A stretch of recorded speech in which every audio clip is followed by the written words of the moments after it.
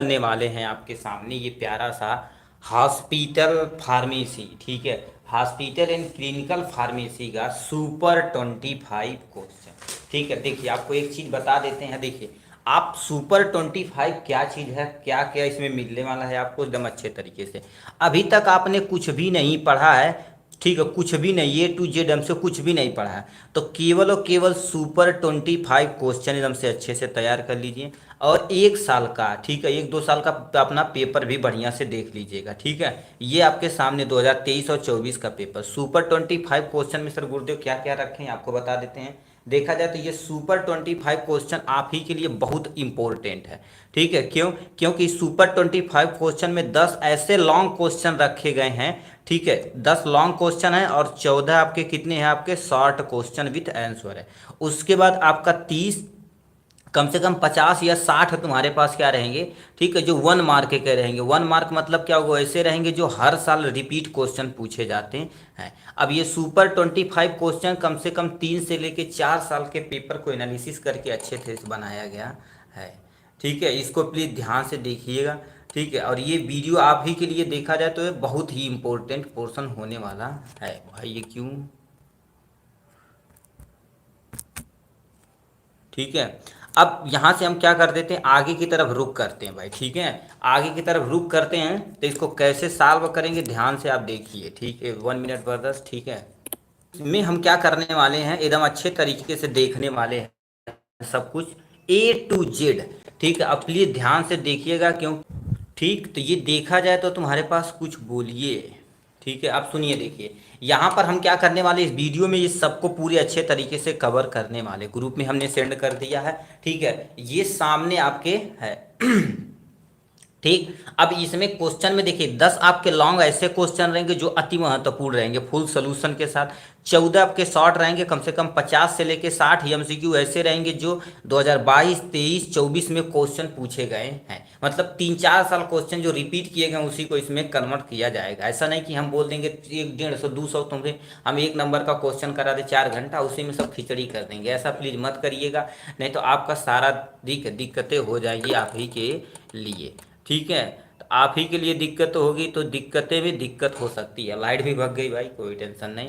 ठीक, तो यहाँ पर हम चलते अपने मेन मुद्दे की तरफ रुक करते हैं। ठीक है, मेन मुद्दा हमारा पहला क्वेश्चन सबसे पूछ दिया है, कह दिया right in detail about the hospital फार्मूलरी। मतलब हॉस्पिटल फार्मूलरी गुरुदेव होता क्या है, इसके बारे में पूरा डिटेल में डिफाइन करना है। देखिए जैसे हॉस्पिटल यानी फार्मूलरी होता क्या एक्चुअल में, रियलिटी में देखा जाए जब ये हॉस्पिटल में कोई दवाइयाँ वगैरह बनाना रहेगा, ठीक है, दवाइयाँ बनाना रहेगा तो उसका कोई ना कोई फार्मूलेशन होगा कि दवाइयाँ का कैसे, ब्रांड नेम क्या होती है, खुराक क्या होता है, इस सबको मैनेज करना क्या कहलाता है, आपका हॉस्पिटल फार्मूलरी कहलाता है। क्या लिख रखा, हॉस्पिटल फार्मूलरी एक मानक सूची है। सूची मतलब जैसे लिस्ट होती है, एक लिस्ट है जो अस्पताल में उपलब्ध दवाओं को उनके सामान्य नाम, ठीक है, सामान्य नाम के साथ साथ तुम्हारे पास क्या होगा, उसका ब्रांड नेम, उसका ब्रांड नेम होता है। उसके बाद तुम्हारे पास क्या होता है, खुराक होता है। उपयोग के लिए विशिष्ट दिशा निर्देश के साथ क्या होती है, वर्णित करती है, उसी को क्या बोलते हैं, हॉस्पिटल फार्मूलरी बोलते हैं। फार्मूले तुम सोचो, सिंपल समझिए फार्मूला। अभी आप छोटे क्लास में पढ़े होंगे फार्मूला एक्चुअल में रियलिटी में होता क्या। ठीक है, आज फार्मूला क्या होता है, जैसे कोई चीज एकदम मस्त तरीके से ऐसे 1 बाई 1 करके अरेंज कर दिया जाता, उसी पे हम कोई भी चीज लगाते तो अपना फार्मूले से सवाल लग जाता। उसी तरह से हॉस्पिटल में भी देखा जाए तो क्या होगा, जो दवाओं का सामान्य नाम होता, ब्रांड नाम होता, खुराक होता, उपयोग के लिए विशिष्ट दिशा निर्देश के साथ वर्णित किया जाता, एक लिस्ट बना दी जाती है, उसी को हॉस्पिटल फार्मूलरी कहती है। और इसमें चाहे फार्मासिस्ट हो, चाहे मेडिकल स्टाफ हो, चाहे वो मेडिकल कोई भी हो, चाहे नर्सेस वगैरह सारे हो, कोई भी हो, ठीक है, ये तुम्हारे पास, ठीक है, वो सब चीज इसी के रूल पे फॉलो करते हैं, उसी के पाथवे पर चलते हैं। ठीक है, ये तुम्हारे पास हो गया पहले इंट्रोडक्शन। मेन उद्देश्य इसका क्या होता है बताओ, फार्मूले का उद्देश्य क्या होता है।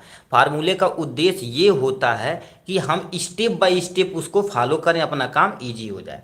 तो सामने लिख रखा तुम्हारे पास क्या होगा, देखिए सामने दे रखा है, यानी उद्देश्य पहला, ड्रग्स का पूरा इन्फॉर्मेशन रखना इन्हीं की जिम्मेदारी होती है, किसकी, हॉस्पिटल फार्मूलरी की। मतलब वो लिस्टिंग होती है, उस लिस्टिंग में जैसे अभी देखेंगे मेडिकल वहाँ पर जाते होंगे, ठीक है, सरकारी हॉस्पिटल में जाते होंगे तो हमारे मेडिकल स्टोर में कितनी दवाइयाँ सब लिस्ट बना के ऐसे टांग दी जाती हैं। यस, रियलिटी में वो टांगी जाती है, तो वही जो टांगी गई है उसी को हॉस्पिटल फार्मूलरी बोलते हैं, उसी पे सब काम होता है, उसी के अनुसार वो ड्रग्स दवा भी लिखेंगे, दवाइयाँ वगैरह। हॉस्पिटल पॉलिसी का इंफॉर्मेशन मेंटेन, यानी इंफॉर्मेशन को मेंटेन करने की जिम्मेदारी किसकी होती है, हॉस्पिटल फार्मूलरी की होती है। स्पेशल इंफॉर्मेशन, कुछ स्पेशल इंफॉर्मेशन होती है दवाइयों के प्रति तथा अन्य चीज़ों के प्रति, सबको मैनेज करने की जिम्मेदारी किसकी होती है, हॉस्पिटल फार्मूलरी की होती है। ठीक, ये हो गया यहाँ से यूज ऑफ हॉस्पिटल फार्मूलरी। ठीक है, यहाँ पर हम कहाँ कहाँ यूज करते हैं उसके बारे में बताते हैं। देखिए पहले ड्रग्स का मानवीकरण, ड्रग्स का मानवीकरण मतलब क्या होता है, कोई ड्रग्स रहे तो कितना मानक में किसी को देना चाहिए। जैसे पैरासीटामॉल हो गया तो 500 mg चाहिए गुरुदेव, या 1000 mg चाहिए, या 650 चाहिए, इनको टैबलेट के फॉर्म में देना है या इंजेक्शन के फॉर्म में देना है, कोई ना कोई एक मानक वैल्यू हो गई। यस सर, वही मानक वैल्यू ही क्या होती है, हॉस्पिटल फार्मूलरी के अंतर्गत रखी जाती है। लागत नियंत्रण, लागत नियंत्रण मतलब लागत को नियंत्रित करने की जिम्मेदारी हॉस्पिटल फार्मूले की, क्योंकि लागत यदि ज़्यादा रहेगा तो कोई पेशेंट खरीद नहीं पाएगा, तो ये सब भी देखा जाता है। ठीक है, नहीं तो बताओ अब हम सिंपली देखा जाए तो अब दवाइयाँ यदि कोई महंगी रहेगी तो हमारा दिक्कत हो जाएगा। ठीक है, तो वहीं पे हमारे पास क्या होता है, लागत भी निर्भर कम से कम रहे, जिससे गरीब तबके के लोग भी आराम से दवाइयाँ को ले सके। दवा की सेफ्टी भी जरूरी होती है। दवा की सेफ्टी मतलब क्या होगा कि नहीं ऐसा दवा दे दे सेफ ही नहीं रहे। ठीक है, तो दवा सेफ भी होना चाहिए। नेक्स्ट में तुम्हारे पास क्या लिखा, ड्रग्स एजुकेशन और तुम्हारे पास यानी मेंटेनेंस, लिखा मेंटेनेंस, मतलब ड्रग्स के प्रति थोड़ा सा आपके पास एजुकेशन होना चाहिए। मेंटेनेंस मतलब क्या होगा, दवा को रख रखाव के लिए व्यवस्था आपके पास प्रॉपर होनी चाहिए। ऐसे थे देखेंगे कुछ दवाइयाँ होती है, कुछ स्पेशल स्टोरेज कंडीशन होता है, तो वो सब चीज़ होनी ही होनी चाहिए। ठीक, ये हो गया। अब दवाइयाँ को जब उस पर बढ़िया से अच्छे से रखेंगे तो मेंटेनेंस उसका ठीक है बढ़िया रहेगा और लंबे समय तक उसकी लाइफ बनी रहेगी। इसमें हो गया। उसके बाद ड्रग्स स्टॉक, ड्रग्स को स्टॉक करने की जिम्मेदारी आप ही की होती है। उसके बाद पेशेंट सेफ्टी, पेशेंट सेफ्टी मतलब समझते हो कि नहीं, कि मतलब जो दवाइयाँ दे रहे हैं पेशेंट के लिए सेफ्टी है कि नहीं, ये सब भी मानक की निर्धारण कौन करता है, आपके पास हॉस्पिटल फार्मूलरी करती है। ठीक है, तो हमने देखा क्या होगा, हॉस्पिटल यानी हॉस्पिटल फार्मूलरी क्या होता है, इसका तुम्हारे पास क्या होगा, उद्देश्य हमने देखा। उसके बाद यूज ऑफ हॉस्पिटल फार्मूलरी देखा। अब इसमें हॉस्पिटल फार्मूलरी में जो आप फार्मासिस्ट हैं आपका एक्चुअल में रोल क्या होता है, तो लिखा रोल ऑफ यानी हॉस्पिटल फार्मूलरी। ठीक है, यानी आपका हॉस्पिटल फार्मूलरी आपका क्या रोल है।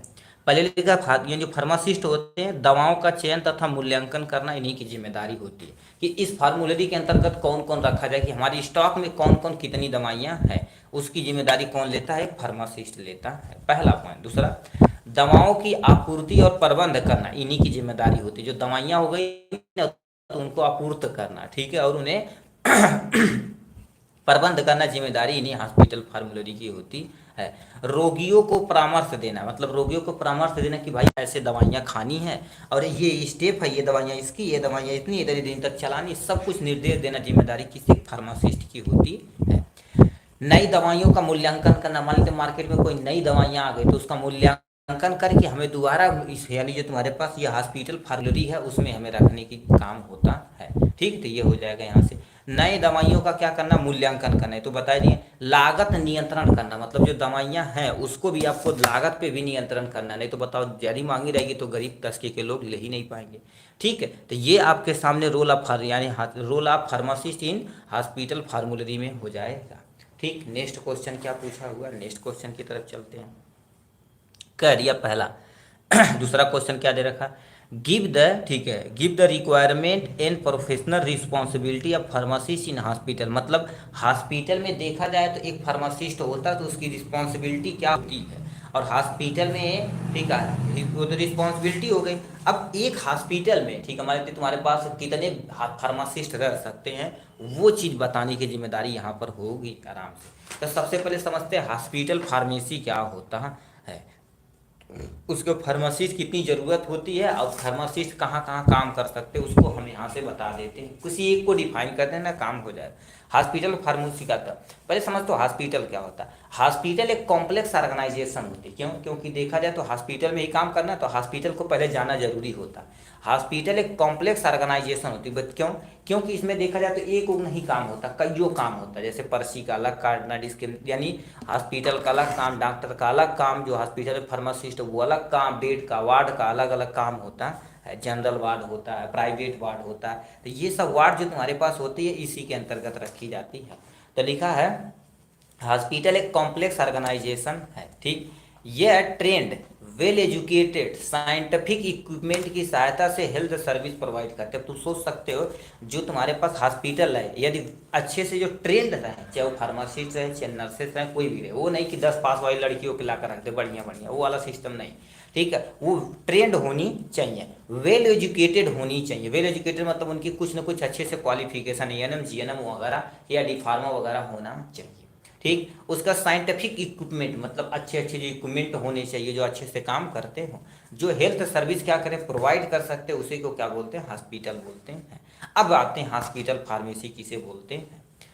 हॉस्पिटल फार्मेसी एक हेल्थ केयर है जिसमें दवाओं और चिकित्सा उपकरणों को चुनने, कामा तैयार करने, कामा कलेक्शन, ठीक है, कलेक्ट करने और डिस्ट्रीब्यूशन करना आदि शामिल होता है। मतलब हॉस्पिटल फार्मेसी में सबसे पहले होता क्या, कोई भी दवा आप लेंगे, ठीक है, उपकरणों को चुनेंगे, तैयार करेंगे कि भाई इतना हमें दवाइयाँ यहाँ इस वार्ड में देनी है या इस पेशेंट को देनी है, ठीक है।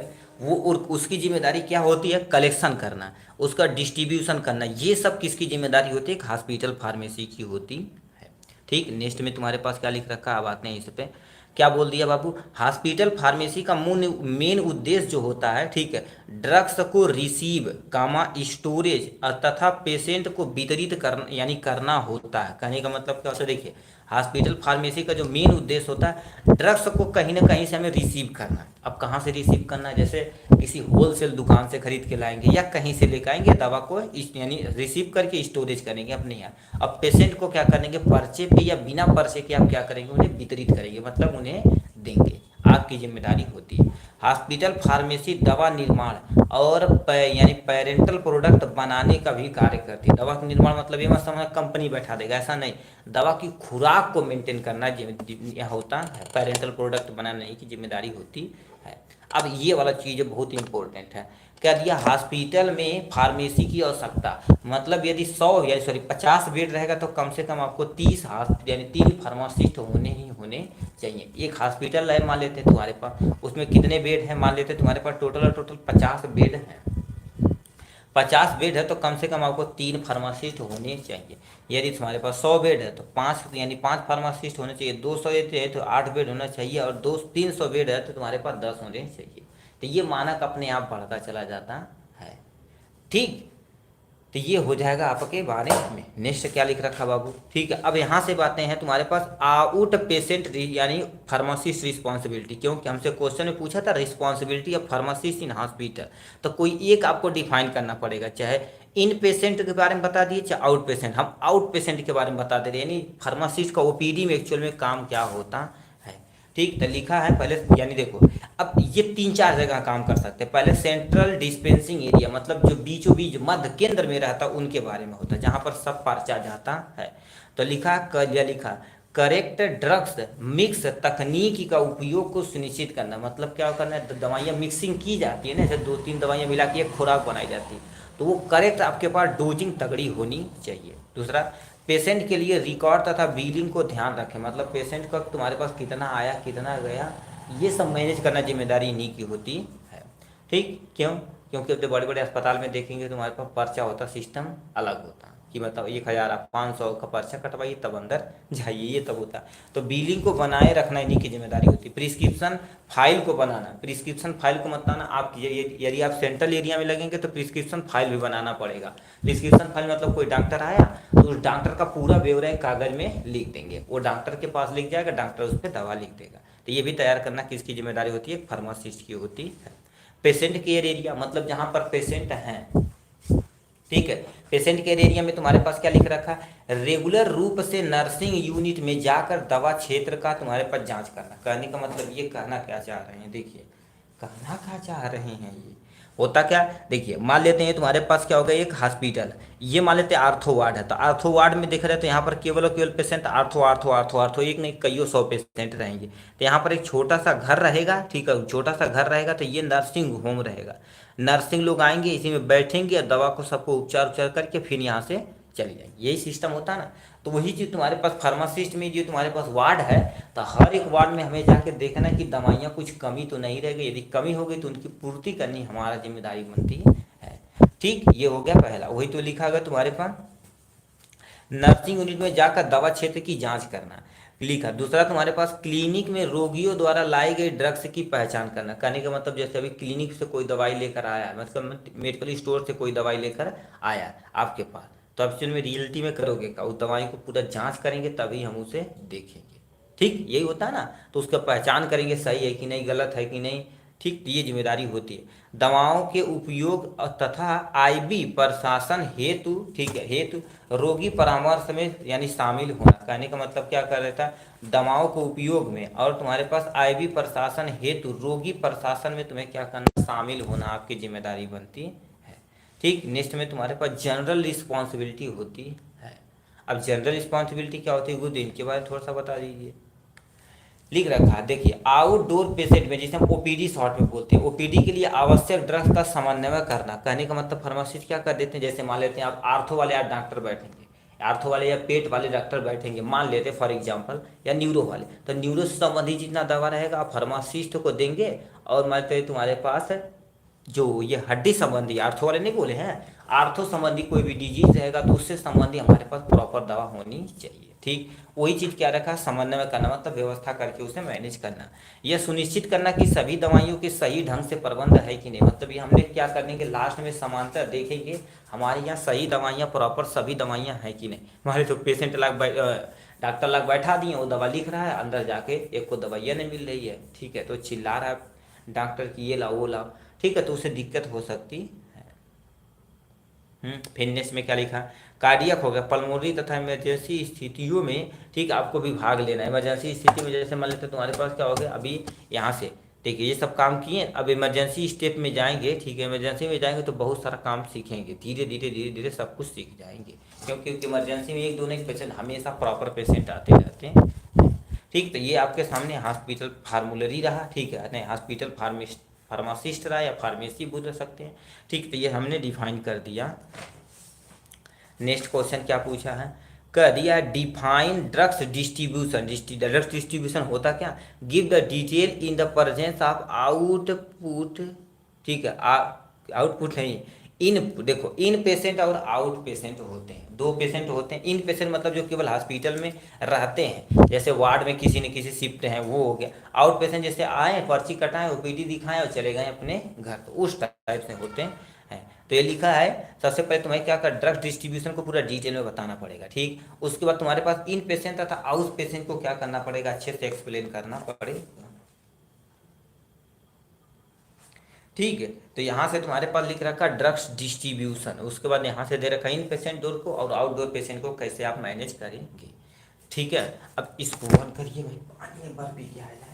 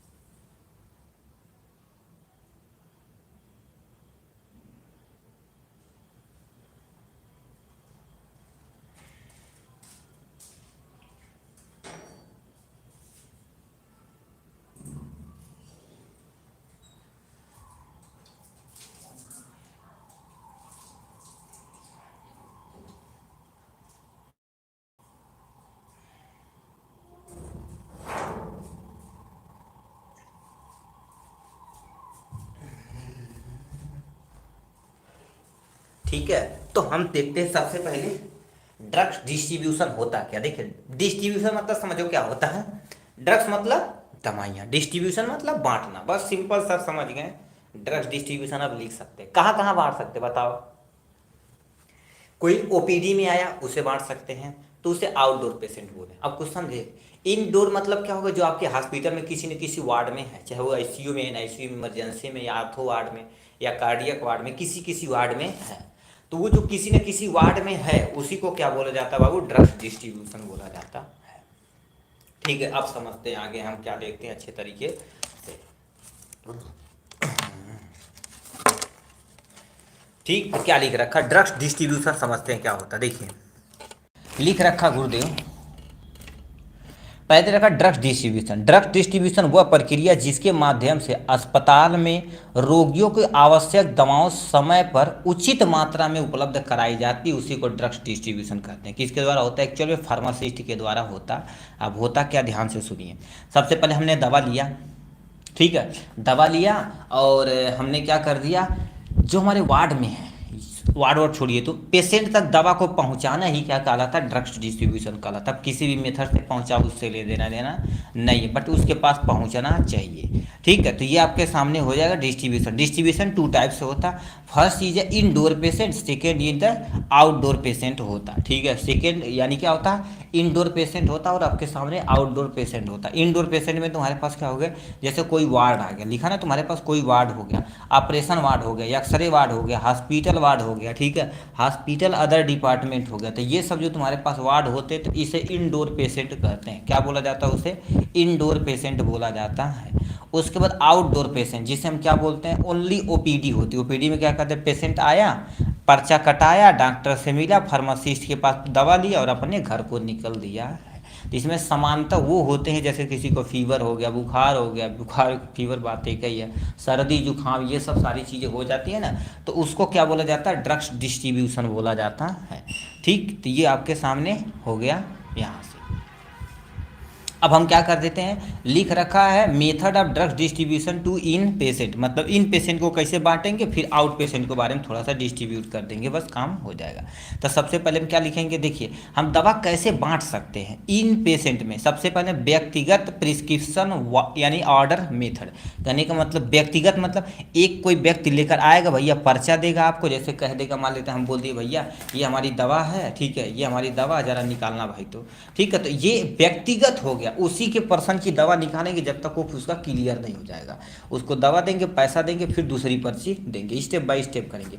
नेक्स्ट में तुम्हारे पास लिख रखा floor stock method. Floor stock method में क्या होता, वन बाय वन करके कईयों स्टॉक रखा जाता। कहने का मतलब जैसे फ्लोर स्टॉक मेथड मतलब जैसे हमारे पास होता क्या, अभी हम समझते हैं। देखिए होता क्या, जैसे हमने क्या कर दिया, फर्स्ट फ्लोर पे गए, ठीक है, फर्स्ट फ्लोर पे मान लेते हैं हमारे पास 4 वार्ड है, कितने वार्ड, 4 वार्ड, तो इस वार्ड का, इस वार्ड का, इस वार्ड का, इस वार्ड का, कहीं हम बीच में या कहीं साइड में या कहीं किनारे पर, यहाँ पर हम क्या करें, सारी दवाइयाँ रख देते।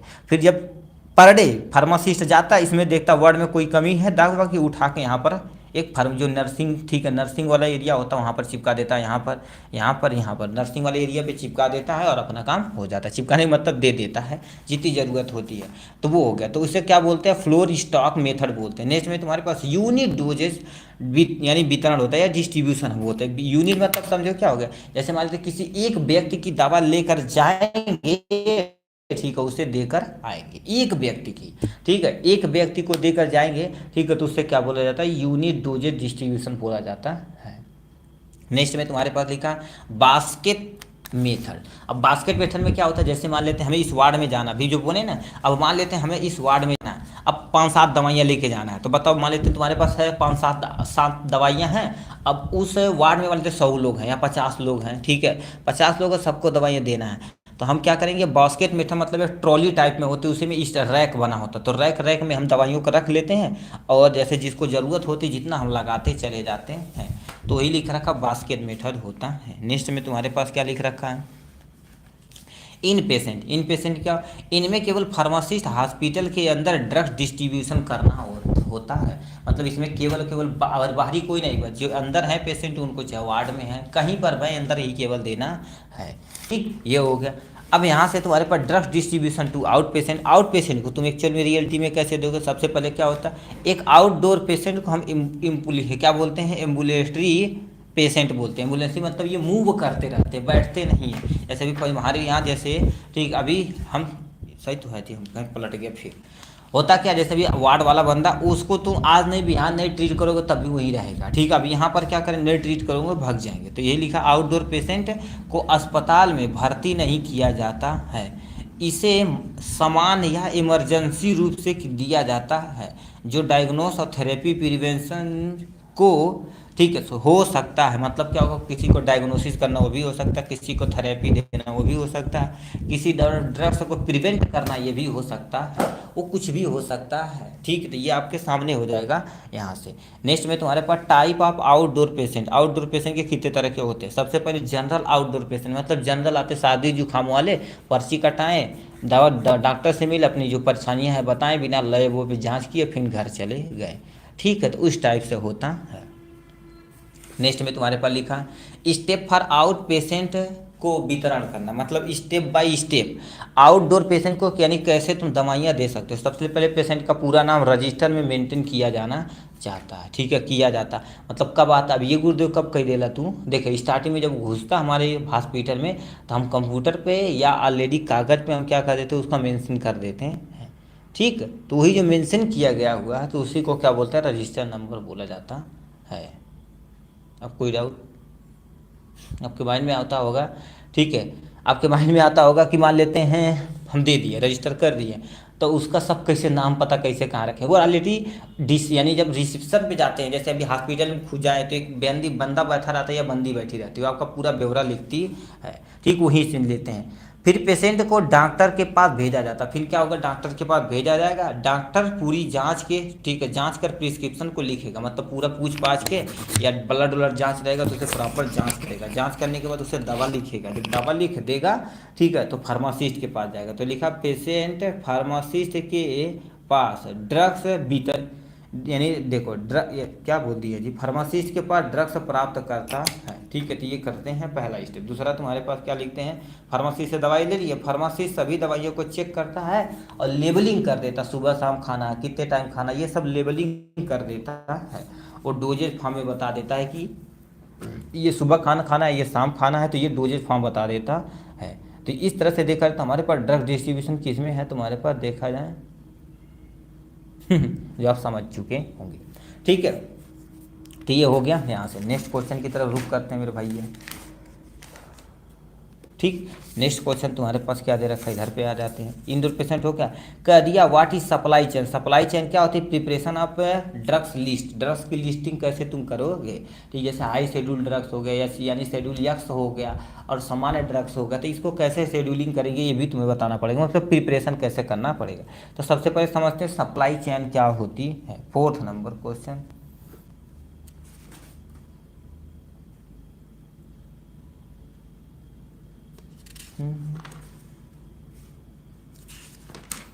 ठीक। तो सप्लाई चेन पहले क्या होती है इसको देखिए, देखते हैं ध्यान से अच्छे तरीके से। देखिए होता क्या, ये आपके सामने सप्लाई चेन होता है। सप्लाई चेन मतलब होता क्या, अभी ध्यान से समझिए। सप्लाई चेन में क्या कर देते हैं, जैसे अभी हम दुकान खोल दिए तो 2-3 ऐसे बड़ी बड़ी दुकानों से दोस्ती कर लेंगे, ठीक है, जो हमें समय से दवाइयाँ दे सकें। मान लेते एक नहीं दिया तो दूसरा देगा, दूसरा नहीं तो तीसरा देगा, इस तरह से चलता रहता है, उसी को सप्लाई चेन बोलते हैं। मतलब चेन नहीं रुकना चाहिए। तो लिखा सप्लाई, ठीक है, फार्मास्यूटिकल सप्लाई चेन वह कड़ी है, कड़ी मतलब लिंक है, जिसके माध्यम से दवाओं का निर्माण किया जाता है और रोगियों को, ठीक है, वितरित किया जाता है, उसी को क्या बोला जाता है एक्चुअली हमारे पास, ठीक है, ड्रग्स की लिस्टिंग बोलते हैं, ठीक। ये हो गया। अब जब तक रोगियों को वितरित नहीं किया जाएगा, जैसे दवा क्या करनी है, हमने ले लिया और उसे दवा के द्वारा क्या करेंगे, दवा को वितरित करेंगे किसके पास, रोगियों के पास, उसी को सप्लाई चेन बोलते हैं। सप्लाई चेन का नेटवर्क बहुत कॉम्प्लेक्स होता है, जिसके लिए, ठीक, रोगियों के लिए, ठीक, रोगियों के लिए दवाइयाँ उपलब्ध कराने तथा उन तक पहुँचाने के लिए, ठीक, उन तक पहुँचाने के लिए कोई काम उठाने की आवश्यकता नहीं होती, ऑलरेडी वो सब क्या कर देंगे, तुम्हारे पास ला के पहुँचा देंगे।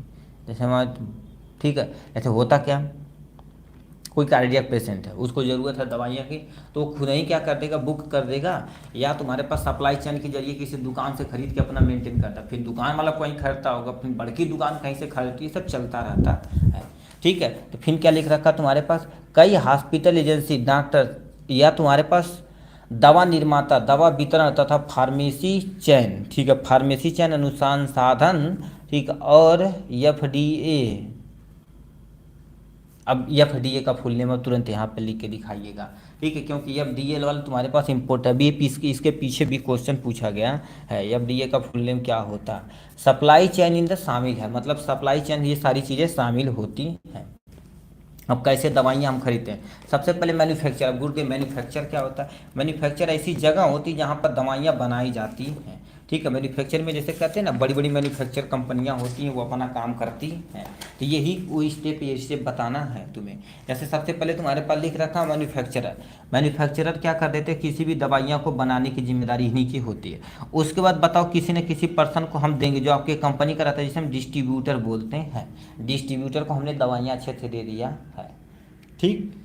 फिर तुम्हारे पास क्या लिख रखा है, ये डिस्ट्रीब्यूटर क्या करेगा, बड़े से होल सेलर की दुकान पर क्या कर देगा, बेच देगा, ठीक है, विथ है मार्जिन, मार्जिन के साथ होल सेल पर बेच देगा, ठीक। अब ये क्या करेगा, होल सेल जो बंदा है उसको इसकी छोटी दुकानों पर देगा, रिटेलर पे देगा, ठीक। रिटेलर पे। अब बताओ, हॉस्पिटल में फार्मेसी, यानी हॉस्पिटल फार्मेसी में दवाई कहाँ से आती थी, रिटेलर की दुकान से भी तुम खरीद सकते हो, उसके साथ साथ तुम्हारे पास होल सेलर से भी खरीद सकते हो, उसके बाद तुम्हारे पास जो ड्रग डिस्ट्रीब्यूशन होता है उन सब से खरीद सकते हो। तो अब बताओ आप किसके ज़्यादा होंगे, जान ही रहे हैं, ठीक है। तो ये आपके सामने हो जाएगा ये फ्लो चार्ट, इसे प्लीज़ याद रखिएगा भाई, थीटा होले, इसको याद रख लिएगा, ये बहुत इंपॉर्टेंट क्वेश्चन में से एक है। सप्लाई चेन का हमने क्या कर दिया, देखा यहाँ से इंट्रोडक्शन देख लिया अच्छे तरीके से, और ये देख लिया। अब यहाँ से आते हैं प्रिपरेशन ऑफ ड्रग्स लिस्ट। अब लिस्ट यानी कैसे तुम लिस्टिंग करोगे, जैसे कोई दवाइयाँ हो गई ना, तो उसकी कुछ ना कुछ हमें लिस्टिंग करनी पड़ेगी, उसी के अकॉर्डिंग हमें चलना पड़ेगा।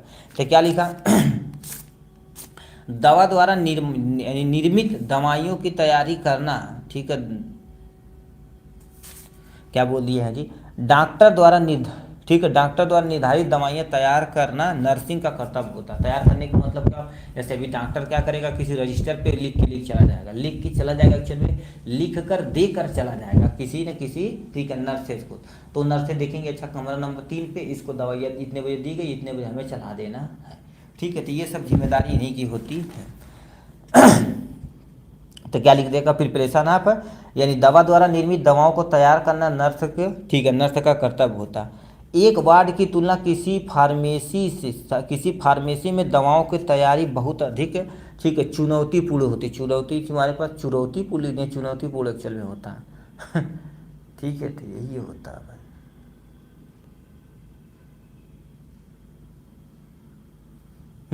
फिर क्या लिख रखा है, वार्ड की तुलना में, ठीक है, वार्ड की तुलना में किसी फार्मेसी में दवाओं की तैयारी की अधिक चुनौती देना इन्हीं की जिम्मेदारी होती है, ठीक है। अब तुम्हारे पास लिख रखा है हाई रिड्यूस ड्रग्स, जिसमें कौन कौन सी दवाइयाँ हो सकती है, मतलब लिस्टिंग के अंतर्गत कौन की दवाइयाँ हो सकती है। सबसे पहले हाई रिस्क दवाइयाँ, कुछ ऐसी दवाइयाँ होती है जो हॉस्पिटल में हाई रिस्क होती है, उसको भी हमें क्या करना पड़ेगा, ठीक है, लिस्टिंग करनी पड़ेगी। तो लिखा यह गलत दवाओं का, ठीक है, यह गलत तरीके से उपयोग किया जाता है। उच्च जोखिम, ऐसी दवाइयाँ जो तुम्हारे पास खतरनाक टाइप में होती है, लोग वैसे टाइप में यूज करते हैं, ठीक है। ये तुम्हारे पास क्या होता है, उच्च जोखिम वाली दवाओं से रोगी को महत्वपूर्ण हानि, ठीक होने का क्या हो जाता है, खतरा बढ़ता है। इसलिए हाई रिस्क ड्रग्स नहीं खाई जाती। जैसे कभी भी दवाइयाँ आप खरीदें तो एक अच्छे से मेडिकल स्टोर वाले से ही खरीदें, क्योंकि उसके पास प्रॉपर नॉलेज नहीं रहेगा तो आपको बड़ी खतरनाक चीज़ें खिला सकता है, ठीक। दिक्कत इसका एग्जांपल में तुम्हारे पास क्या होगा, इपिनेफ्रीन हो गया, फिर यानी क्या होगा, फिनाइल इफ्रीन हो जाएगा, और तुम्हारे पास यूरोक्विन हो जाएगा। उसके बाद तुम्हारे पास क्या हो जाएगा, प्रोप्रानोलॉल हो जाएगा। इसका एग्जांपल यहाँ से, ठीक है। अब तुम्हारे पास इमरजेंसी ड्रग्स, इसको भी आपको क्या करना, किसी न किसी कंडीशन में फिलअप करके रखना है। अब इसमें तुम्हारे पास क्या होता है, इस लिखा है यह दवाइयाँ पेशेंट को इमरजेंसी कंडीशन में दी जाती हैं, लाइफ सेविंग ड्रग्स भी कहते हैं। लाइफ सेविंग मतलब ये जिंदगी बचाने का काम आती है। जैसे तुम्हारे पास क्या लिख रखा है, एड्रेनलिन दे रखा, क्या ले रखा बाबू, एड्रेनलिन दे रखा, लीडोकेन दे रखा है, यानी एट्रोपिन दे रखा है, और तुम्हारे पास बेथा, ठीक है, बेटामेथासोन हो जाएगा, ठीक है, डेक्सामेथासोन हो जाएगा, डेक्सामेथासोन, बेटामेथासोन है, डेक्सामेथासोन हो जाएगा। ये सब जितनी भी ड्रग्स दवाइयाँ होती थोड़ा सा इमरजेंसी के में प्रयोग की जाती है। मोस्ट ऑफ द कैटेगरी में देखा जाता है क्या होती है वो इंजेक्शन के फॉर्म में होती है। इंजेक्शन नहीं रहेगा तो दवाइयाँ नहीं बना पाएंगी, ठीक है। तो ये हो गया यहाँ बारे में। उसके बाद तुम्हारे पास स्टडी ऑफ शेड्यूल, ठीक है, study of schedule H1 drugs. अब इसको लिस्टिंग कैसे गुरुदेव करेंगे इसको बताते हैं। तो लिखा शेड्यूल H1 में हाईली सेंसिटिव एंटीबायोटिक आते हैं। अब इसको रखना तुम्हारे पास बड़ी दिक्कत का काम हो सकता है। इसके लिए शेड्यूल C1, ठीक है, C1 C2 और यक्स का तुम्हारे पास क्या होना चाहिए बाबू, ठीक है, एक्चुअल रियलिटी में आपके पास लाइसेंस होना चाहिए, ठीक, नहीं तो दिक्कत हो जाएगी। हाई सेंसिटिव कोई ऐसा हाई सेंसिटिव क्या होती है, एंटीबायोटिक होती है। जैसे एग्जांपल में ये बिना पर्चे के नहीं दी जाती है, क्या कर देते हैं, बिना पर्चे के नहीं दे सकते हैं। जैसे अल्प्राजोलाम हो गया, तुम्हारे पास क्या हो गया, बेलोफ्लेम हो गया, ठीक। उसके आइसोनियाजाइड जो कैंसर के उपचार में किया जाता है।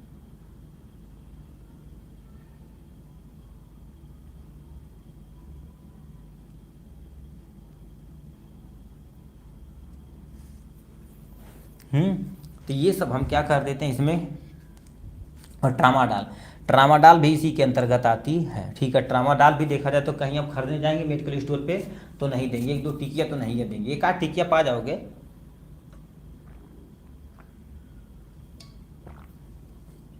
बट ज़्यादा अमाउंट में नहीं पाएंगे, ठीक। ये हो गया इनके बारे में। नेक्स्ट क्वेश्चन तुम्हारे पास क्या दिया हो भैया,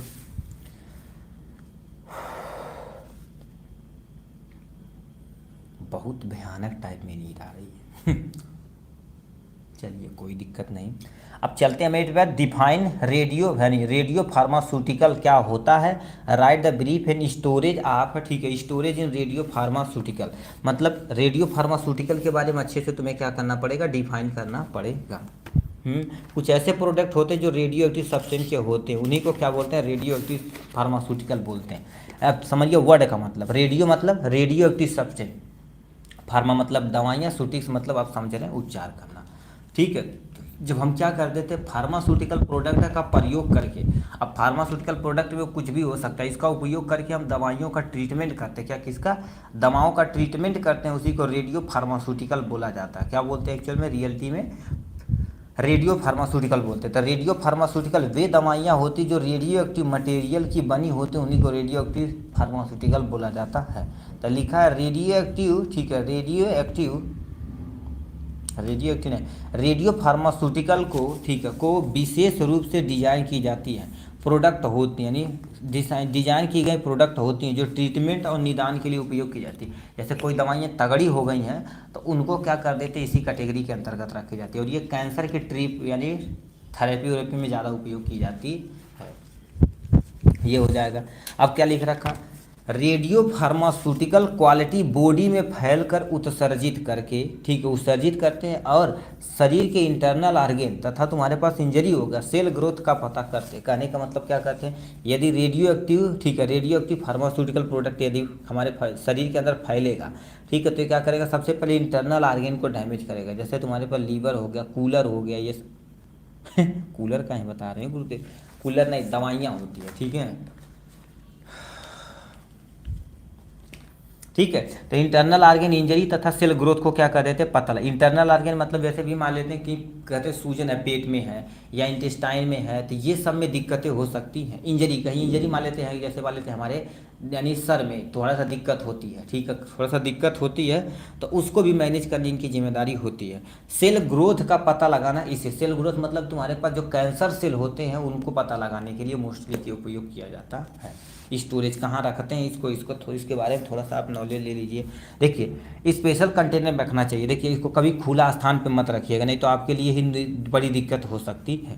तो ये क्यों, क्योंकि रेडिएशन पैदा करेगा, उसके इर्द गिर्द में तुम्हारे पास जो भी आदमी रहेगा वो डेथ हो कर जाएगी उसकी, ठीक है। तो लिखा है स्पेशल कंटेनर में रखा जाता है, ठीक। नेक्स्ट में तुम्हारे पास सेफ्टी एंड तुम्हारे पास सिक पैक एरिया में स्टोरेज किया जाता है। मतलब ऐसी जगह रखना चाहिए, ऐसी जगह सेफ्टी रखना चाहिए जहाँ पर, ठीक है, पूरा सेफ्टी हो और सील पैक हो, ठीक है। सील पैक एरिया रहेगा, जितना सील पैक एरिया रहेगा उसी में स्टोरेज करेंगे तो ज़्यादा रेडिएशन नहीं पैदा कर सकता है।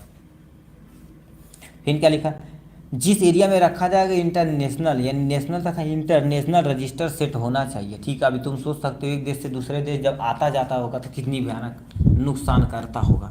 ठीक है, इसे कभी भी रखा जाता है तो नेशनल तथा इंटरनेशनल लेवल पे सब तुम्हारे पास ब्यौरा कापी में होता है, मेंशन किया जाता है मैप में कि कहाँ पर हमारे पास ये रेडियो एक्टिव फार्मास्यूटिकल प्रोडक्ट है।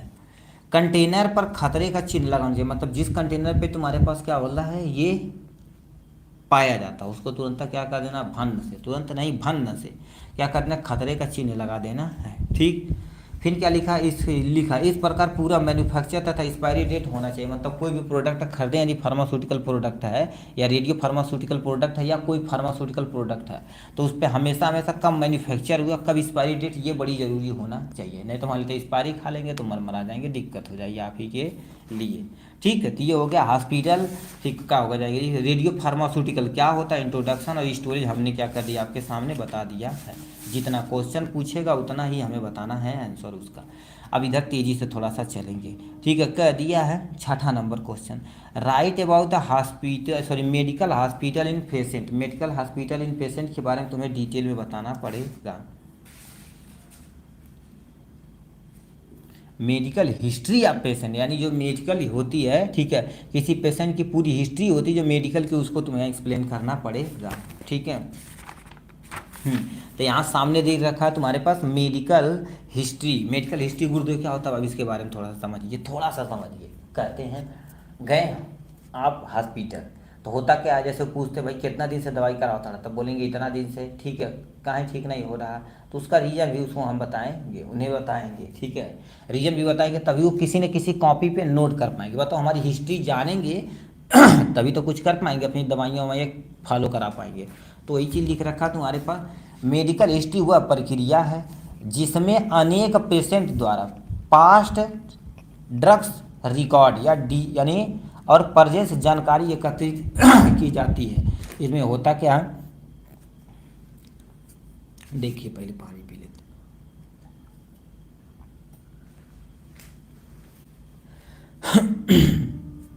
देखिए मेडिकल हिस्ट्री देखा जाए तो वह प्रक्रिया है जिसमें पेशेंट द्वारा पास्ट ड्रग्स रिकॉर्ड और प्रेजेंट टाइम में कौन दवाइयाँ चल रही ये सारी ब्यौरा क्या कर देते उसी पे लिखा होता है, उसी को मेडिकल हिस्ट्री बोलते हैं। ये होता क्या, ऐसे कहते हैं भाई ये बीमारी कितने दिन से, तो बोलेंगे भाई 1 महीना से 2 महीना से। ये तब से तुम क्या कर रहे थे तो बोलेंगे यहाँ जैसे दवाइयाँ खाएं, किस डॉक्टर को दिखाएं, कौन सी दवाइयाँ खाएं, ये सब चीज़ रखना भी जरूरी होता है।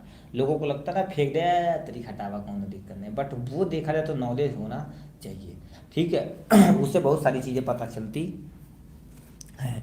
ठीक है, लिखा इसमें पेशेंट की दवा लेने की विधि, मतलब किस विधि से ले रहा, ओरल ले रहा था, क्या ले रहा था, समय किस समय से ले रहा, कितने समय से ले रहा, उपयोग का, ठीक है, संपूर्ण इन्फॉर्मेशन मिलता है जिससे सही जानकारी दर्ज की जा सके। बताओ जितनी सही जानकारी दर्ज की जाएगी उतने अच्छे से हम क्या करेंगे, इफेक्टिवली दवा उनके ऊपर अप्लाई करेंगे। तो ये होगा मेडिकल हिस्ट्री का मेन गोल क्या होता है। यहाँ पर सबसे पहले फार्मासिस्ट को सेल्फ यानी देखो सेल्फ पेशेंट से परिचित कराना चाहिए, मतलब जैसे पेशेंट के पास जाएं तो बोले भैया हम यहाँ के फार्मासिस्ट हैं, यदि आप अपने बीमारी अपने बारे में कुछ बताएंगे, ठीक है, आप बताएंगे अच्छे तरीके से तो डॉक्टर हम नोट कर लेंगे, डॉक्टर आएंगे तो आपको उसी तरह से अच्छे तरीके से क्या करेंगे दवाइयाँ दे देंगे। तो लिखा रखा है फार्मासिस्ट को सेल्फ पेशेंट से परिचित कराना, अपने आप को परिचित अपने आप को इंट्रोड्यूस कराना चाहिए हॉस्पिटल पेशेंट से कि भैया हम फार्मासिस्ट हैं ये करिए, नहीं तो कहीं कौन आ गई कौन पूछा था। तो फार्मासिस्ट को पेशेंट की बीमारी प्रिस्क्राइब तथा नॉन प्रिस्क्राइब दवा की जानकारी लेना चाहिए, मतलब उससे पूछना चाहिए भाई अब कितने दिन से दवाइयाँ, ठीक है, कितने दिन से दवाइयाँ खा रहे हैं और कौन कौन सी दवाइयाँ खा रहे हैं, तो ये सब भी हमें थोड़ा सा उन्हें पूछना पड़ेगा। ठीक, उसके बाद तुम्हारे पास क्या बोल दिए है जी, पेशेंट की थेरेपी टाइम नोट करना। थेरेपी टाइम मतलब क्या हो गया, कितने दिन से आप दवाइयाँ खा रहे हैं, इसको भी हमें नोट करना पड़ेगा। पेशेंट के मेडिकल नेचर को समझे, पेशेंट को मेडिकल नेचर मतलब क्या होगा, यानी वो पेशेंट मेडिकल के बारे में एक्चुअल में रियलिटी में सोचता क्या है। जैसे बहुत सारे पेशेंट होते हैं तेरी के दवाई का काम नहीं करला, तो ये सब चीज़ के बारे में वो सोच क्या रखता है उसके उसी के अनुसार हम उसे ट्रीट करेंगे। ठीक है, उससे ड्रग्स के, ठीक है, ड्रग्स तथा था ड्रग्स का एब्यूज तथा मिसयूज को रोका जा सके। इससे बताओ पेशेंट हिस्ट्री अब तुम जान गए, तो उससे जो तुम्हारे पास गलत तरीके से दवाइयाँ खा रहे हैं, तो दवाइयाँ का जो तुम्हारे पास क्या हो गया, उपयोग तथा दुरुपयोग है, उसको हम क्या कर सकते हैं, रोक सकते हैं। ड्रग्स इंटरेक्शन को कम कर सकते हैं। ड्रग्स इंटरेक्शन कभी कभी सुने होंगे, ये दवाइयों के साथ ये दवा नहीं खाना चाहिए, ऐसा सुने होंगे। ठीक है, तो वही क्यों, क्योंकि वो दवाइयाँ उस दवाइयों से क्या करेंगे, रिएक्शन करके ख़राब कर दे रही हैं, तो इसके कारण से भी हो सकता है। ठीक, तो ऐसे कईयों कारण हो सकते हैं।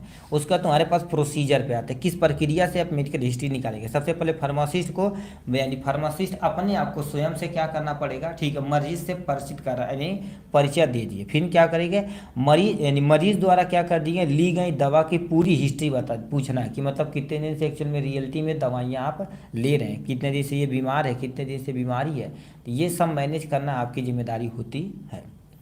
वो कितना, यदि प्रिस्क्राइब्ड ड्रग्स खा रहे हैं तो भैया कहाँ से तुम दवाइयाँ खा रहे थे। नॉन प्रिस्क्राइब्ड ड्रग मतलब क्या होता है, ये सब देखेंगे, मतलब तुम कितना दिन से बिना पूछे मेडिकल स्टोर से दवाइयाँ ले रहे थे, वो नॉन प्रिस्क्रिप्शन दवा हो जाएगी, मतलब बिना डॉक्टर से पूछे। वो सब चीज़ रिकॉर्ड रखना इन्हीं की जिम्मेदारी होती है मेडिकल हिस्ट्री के बारे में।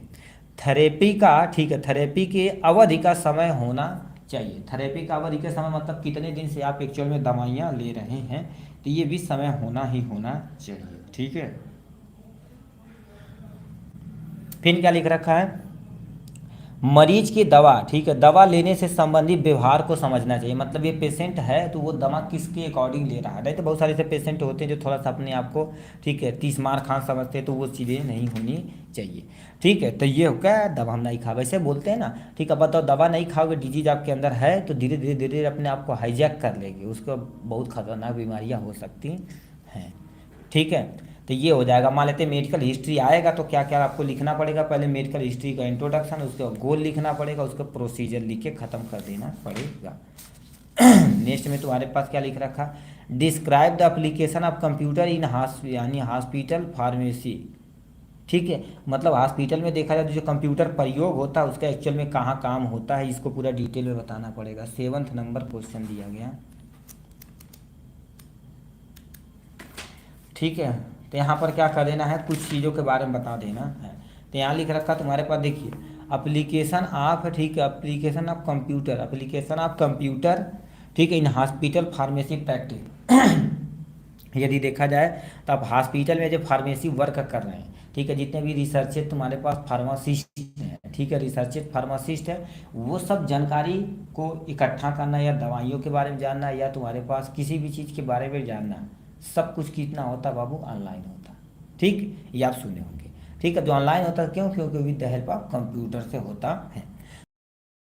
क्लिनिक फार्मेसी में, ठीक है, लिखा कंप्यूटर क्लिनिक फार्मेसी प्रैक्टिस में रिसर्च के यानी रिसर्च के विकास में महत्वपूर्ण भूमिका निभाते हैं। क्या करते थे, रिसर्च हमें करना है, चाहे डॉक्टर होना, चाहे फार्मासिस्ट होना, कोई भी हो, तो रिसर्च के बारे में पूरा अच्छे से जानकारी रखना इन्हीं के बारे में होता है। ठीक है,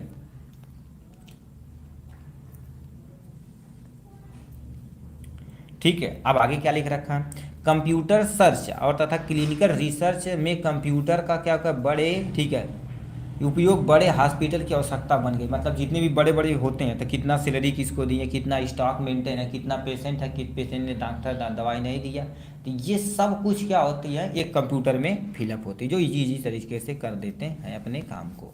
फिर क्या लिखा, फार्मासिस्ट इनर लिखा है, फार्मासिस्ट इंटरनेट का उपयोग करके, फार्मासिस्ट क्या कर देता है, इंटरनेट का उपयोग करके डिजीज रिलेटेड उपचार की जानकारी इकट्ठा करने के लिए क्या कर देता, किसका उपयोग करता है, आपका कंप्यूटर का उपयोग करता। दोबारा बता देते, फार्मासिस्ट इंटरनेट का उपयोग रोग और, ठीक है, रोग और डिजीज रिलेटेड उपचारण, ठीक है, उपचार की पूरी जानकारी, यानी देखा जाए तो पूरी जानकारी इकट्ठा करते हैं, किसकी मदद से, कंप्यूटर की मदद से।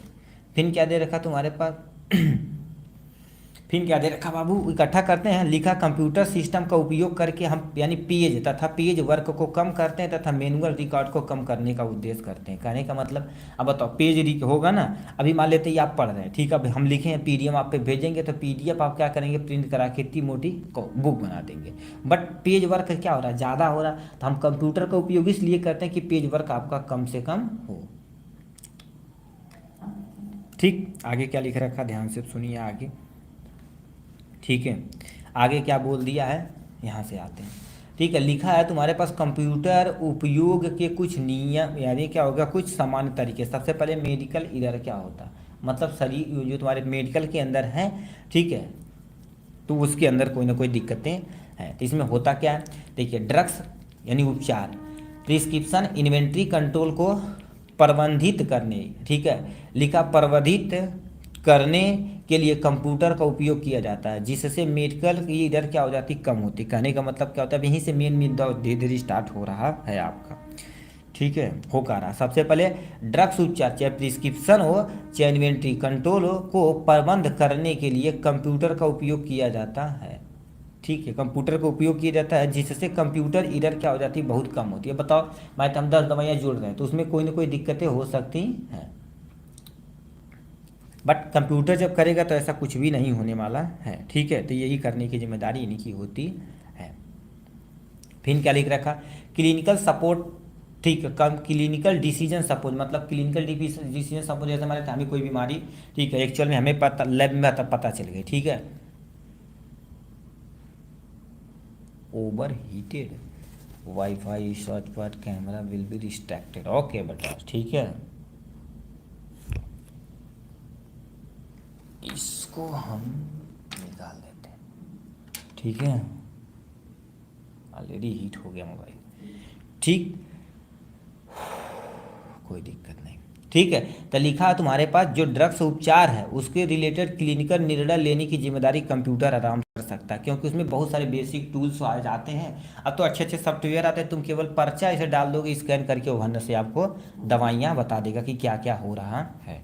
ठीक है, ये सारा चीज़ बता देगा, आराम से वहाँ से ले सकते हो। ठीक, होता भी है। नेक्स्ट में क्या लिख रखा बाबू, बहुत धीरे धीरे चल रहा है भाई, थोड़ा तेज से चलते नहीं तो गड़बड़ा जाएगा भाई। ठीक है, लिखा क्लिनिकल मेडिकल रिको, यानी क्या होगा कि यानी इलेक्ट्रॉनिक, ठीक है, मेडिकल रिकॉर्ड, यहीं बैठे बैठे क्या कर सकते हैं, लैब की सारी जानकारी एक जगह से दूसरे जगह आप जा सकते हैं लेके, किसकी मदद से, with the help of computer. तो लिखा दवा पेशेंट क्लिनिकल लैब रिपोर्ट को क्या कर देते हैं, कलेक्ट, लंबे समय तक क्या करते हैं, कंप्यूटर में सुरक्षित रखा जा सकता है। ठीक, आज नहीं 10 दिन बाद आएंगे तभी आपको रिपोर्ट आराम से दे दिया जाएगा। क्यों, क्योंकि with the help of computer है। ठीक, कंप्यूटर की तो मदद ले रहे हैं। ठीक है, ये हो गया बार कोड तकनीकी, बहुत सारी दवाइयाँ आती हैं तो उसमें बार कोड यूज़ कर देता है, ऐसे करोगे टू कंप्यूटर में सारा चीज़ पूरा उसका ब्यौरा चला जाएगा। क्यों, क्योंकि पूरी जानकारी उसमें होती है। ठीक है, पूरी जानकारी आपके सामने होती, उसी को हम रखते हैं कंप्यूटर के अंदर। तो लिखा इस विधि में ड्रग्स को स्कैन तथा ट्रेस करना आसान होता है इससे। ठीक है, इससे manufacture date, expiry date, storage की सारी सूचना आपको भरने से मिल जाती है। ठीक है, आप देखे होंगे ड्रग्स इंफॉर्मेशन डाटाबेस, कुछ ऐसी दवा दी हो जो दवा के बारे में होती हैं। जैसे क्या लिख रखा है, फार्मासिस्ट को न्यूनतम दवा की जानकारी प्राप्त होती रहती, मतलब नवीनतम, मतलब नई नई जो दवाइयाँ मिल रही हैं, मार्केट में आ रही हैं, बैठे बैठे सब कुछ हो जा रहा है। अब उसके लिए भी देखेंगे कई साइट होते हैं जो अपना काम करते हैं। ठीक है, तो इसी पे निर्भर करते हैं। फिर क्या लिख रखा, ड्रग्स इंफॉर्मेशन डाटाबेस, और क्या कर देते हैं, जैसे डोजेज रिलेटेड इशू, मतलब आपको डोजेज एक्चुअल में नहीं पता कि कैसे क्या हो रहा है, सब कुछ वो बता देगा। ठीक है, साइड इफेक्ट की, यानी साइड इफेक्ट ऑफ ड्रग्स, जो दवाइयाँ के एक्चुअल में साइड इफेक्ट होगा वो भी लिखा, अंतः क्रिया आदि सब कुछ इसी पे मेंशन होता है। ठीक है, क्यों, क्योंकि इसी पे मेंशन रहेगा तो अपना काम हो जाता है ईजिली। ठीक, नेक्स्ट क्वेश्चन क्या पूछ दिया है, ठीक, 7वां 8वां नंबर क्या कर रखा है, explain various stage to minimise error. ठीक है, मेडिकल ईरर को कैसे तुम कम कर सकते हो, इसको पूरा अच्छे से डिफाइन करना पड़ेगा। ठीक है, मेडिकल ईरर को कैसे तुम डिफाइन कर, यानी कम कर सकते हो, यही तुम्हें बताना पड़ेगा। तो बताओ मेडिकल ईरर तुम कैसे कम कर सकते हो। ठीक है, आप समझिए मेडिकल ईरर क्या होता है। जैसे आप क्या कर दिए, दवा लिए, ठीक है, दवा लिए और डॉक्टर से आप दवा लिखवाएं, मेडिकल स्टोर पे गए तो सही से पढ़ ही नहीं पा रहा, उल्टा सीधा दवाइयाँ देता, उसके कारण से ईरर हो सकता है। या पेशेंट के पास इंफॉर्मेशन है, या वो जो है तुम्हारे पास जो फार्मासिस्ट हैं उसके पास दवाइयाँ नहीं है। ठीक, तो वो दवाइयाँ चेंज कर देता, तो उसके कारण से भी ईरर हो सकता है। ठीक है, तो ऐसे कईयों कारण हो सकते हैं।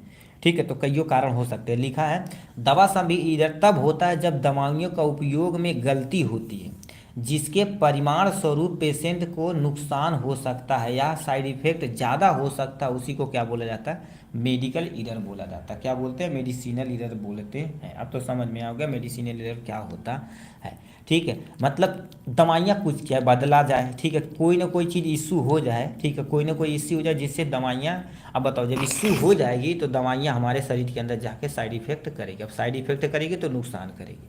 Various type of the medical error क्या होता है, प्रिस्क्राइबिंग एरर, मतलब जो डॉक्टर की लिखावट है उससे दिक्कतें हो सकती हैं। ठीक, फिर तुम्हारे पास लिखा गलत खुराक, यानी कम अथवा अधिक हो जाता है। कम खुराक मतलब क्या होगा, पेशेंट के बारे में आपको नॉलेज नहीं, एक्चुअल में इसका एज कितना है, वेट कितना है, उसके कारण से भी हो सकता है। ठीक है, तो इसके कारण से भी हो सकता है। गलत समय पर, मतलब मरीज जो फार्मासिस्ट के द्वारा बोला जा रहा है कि भाई इतने टाइम पे लेना है, पेशेंट खा ही नहीं रहा, जा भैया नहीं खा, क्या कर लेगा। ठीक, तो उसके कारण से भी एरर हो सकता है। फिर तुम्हारे पास लिखा है, तुम्हारे पास गलत दवा देना, मतलब जो दवाइयाँ हैं, ठीक है, वो गलत तरीके से आप देंगे, सही दवा के बदले कम क्वालिटी की तथा कुछ अच्छी, ठीक है, या कोई दूसरी दवा दे देना, मतलब जो दवा हमारे पास नहीं है बदल देते हैं, मेडिकल स्टोर में अक्सर ऐसा होता है। तो ठीक है, तो जो बदल देते हैं एक्चुअल में वही क्या कहलाता है, मेडिकल एरर कहलाता है। ठीक, ये हो गया use of the medical error, यानी मेडिकल एरर का यूज क्या क्या होता है। ठीक है, यानी तुम्हारे पास देखो सॉरी, मेडिकल एरर का यूज नहीं, कॉज ऑफ मेडिकल एरर, यानी एक मेडिकल एरर कहाँ कहाँ से हो सकता, कम्युनिकेशन, यानी कम्युनिकेशन व्यवस्था में क्या होती है, कमी होती है। कम्युनिकेशन व्यवस्था मतलब जो फार्मासिस्ट हैं और डॉक्टर नर्सेज में तालमेल नहीं है। ठीक, क्योंकि देखा जाए तो दवाइयाँ तुरंत फार्मासिस्ट समझ जाता है कि कोई भी डॉक्टर लिखा रहता है उसके इर्द गिर्द। ठीक है, तो उसमें कम्युनिकेशन की व्यवस्था नहीं है। जब कम्युनिकेशन की व्यवस्था नहीं रहेगी तो सब गड़बड़ हो जाएगा भाई। ठीक है, तो इससे दिक्कतें हो सकती हैं आपको। फिर तुम्हारे पास क्या होगा, लेबलिंग एरर, मतलब सही से आप लेबलिंग नहीं किए हुए हैं। ठीक है, लेबलिंग एरर में तुम्हारे पास क्या आ सकता है, जैसे लेबलिंग एरर में जैसे लेबल किया गया कुछ और अंदर कुछ और है, इसके कारण से भी एरर आ सकता है। फिर क्या लिखा, प्रशिक्षण की कमी, मतलब क्या होगा, उनके पास पूरा वेल एजुकेटेड नॉलेज ही नहीं है, इसके कारण से हो सकता है। लासा ड्रग्स, कुछ दवाइयाँ ऐसी होती हैं जो देखने में और सुनने में क्या होती है, एक जैसी होती है, उसके कारण से भी एरर हो सकता है। ठीक है, तो इसके कारण से भी एरर हो सकता है। और क्या लिख रखा है जी, थकान तथा तुम्हारे पास तनाव, जो व्यक्ति होता है ना, ठीक है, मतलब तुम्हारे पास ड्यूटी एक्चुअल में कम होना चाहिए, बट लंबे से लंबे समय तक जब ड्यूटी करेगा, लंबे लंबे समय तक ड्यूटी करेगा तो उसके अंदर तनाव और थकान होगा, तभी दवाइयाँ क्या हो सकती, एरर हो सकती है। फिर क्या लिख रखा, स्टडी, यानी strategy to minimise education error, मतलब कौन कौन सी ऐसी स्ट्रेटजी है जिसे हम दवाइयों की मेडिकल, यानी मेडिकल एरर को क्या कर सकते हैं, कम कर सकते हैं। ये होता है ना, तो वही चीज़ें बोलते हैं। प्रत्येक दवा के लिए एक पर्चा लिखा जाना चाहिए, मतलब एक पर्चे पे सारी दवाइयाँ हो कि नहीं, एक पर्चा इस पे, दो चार दवाइयाँ इस पे, दो चार दवाइयाँ उसके पीछे लिखा गया था, ऐसा नहीं होना चाहिए। सब एक जगह होना चाहिए। ठीक, और फार्मासिस्ट को पलट के भी देख लेना चाहिए कि कोई दवाइयाँ तो इधर उधर नहीं छूट गई है। वेल एजुकेटेड तथा ट्रेन स्टाफ होना, जो भी फार्मासिस्ट और नर्स रहे वेल एजुकेटेड होना चाहिए और ट्रेंड होना चाहिए। ठीक है, तो ऐसा व्यक्ति होना चाहिए। ठीक है, जो तुम्हारे पास वेल ट्रेडेड होना चाहिए। डबल चेकअप सिस्टम होना चाहिए। डबल चेकअप मतलब एक बार कोई सीनियर चेक किए, सीनियर चेक करिए, दोबारा आप चेक करिए। ठीक है, तो ये वाला सिस्टम आपके पास होना चाहिए। प्रॉपर लेबलिंग की व्यवस्था होनी चाहिए। लेबलिंग मतलब सुबह शाम दोपहर कैसे खाना चाहिए, ये व्यवस्था होनी चाहिए। ठीक, तभी तो खा पाएगा पेशेंट आराम से। फिर क्या लिख रखा बाबू, एक्सप्लेन द इन्वेंट्री कंट्रोल क्या होता है, give the important technique of the inventory control क्या होता है, इसको पूरा डिटेल में आपको बताना पड़ेगा। ठीक है, तो इन्वेंट्री कंट्रोल यहाँ पर क्या होते हैं, वस्तु सूचक, ठीक है, वस्तु सूची नियंत्रक। अब इसमें क्या होता है आपके सामने दिया गया है। ठीक, अब होता क्या देखिए, वस्तु सूची नियंत्रण,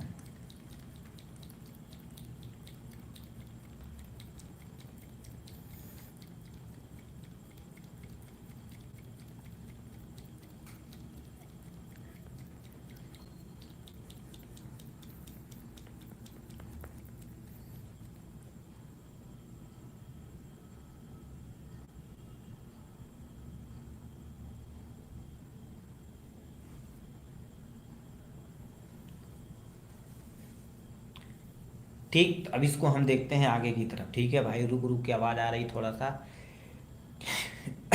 नींद आ रही बड़ी तगड़ा भाई क्या किया जाए, बट लेक्चर लेना भी बहुत ज़रूरी है भाई, नहीं तो दिक्कतें हो सकती हैं। ठीक है, आप ही के लिए भी और हमारे लिए भी। ठीक है, क्यों, आप हमारे पूरे प्यारे से एक स्टूडेंट हैं, एक स्टूडेंट हैं है कि नहीं। तो होता क्या समझिए, लिख रखा है वस्तु सूची नियंत्रक। अब ये क्या होता है, नाम से ही पता, मतलब हमारे जैसे कोई दुकान खोलती है तो हमें सूची बनाना है कि इस सूची के अंतर्गत हमारे पास ये दवाइयाँ होनी चाहिए स्टॉक में। मतलब स्टॉक को मेंटेन करना ही क्या कहलाता है, इन्वेंट्री कंट्रोल कहलाता है। अब कुछ समझे कि नहीं।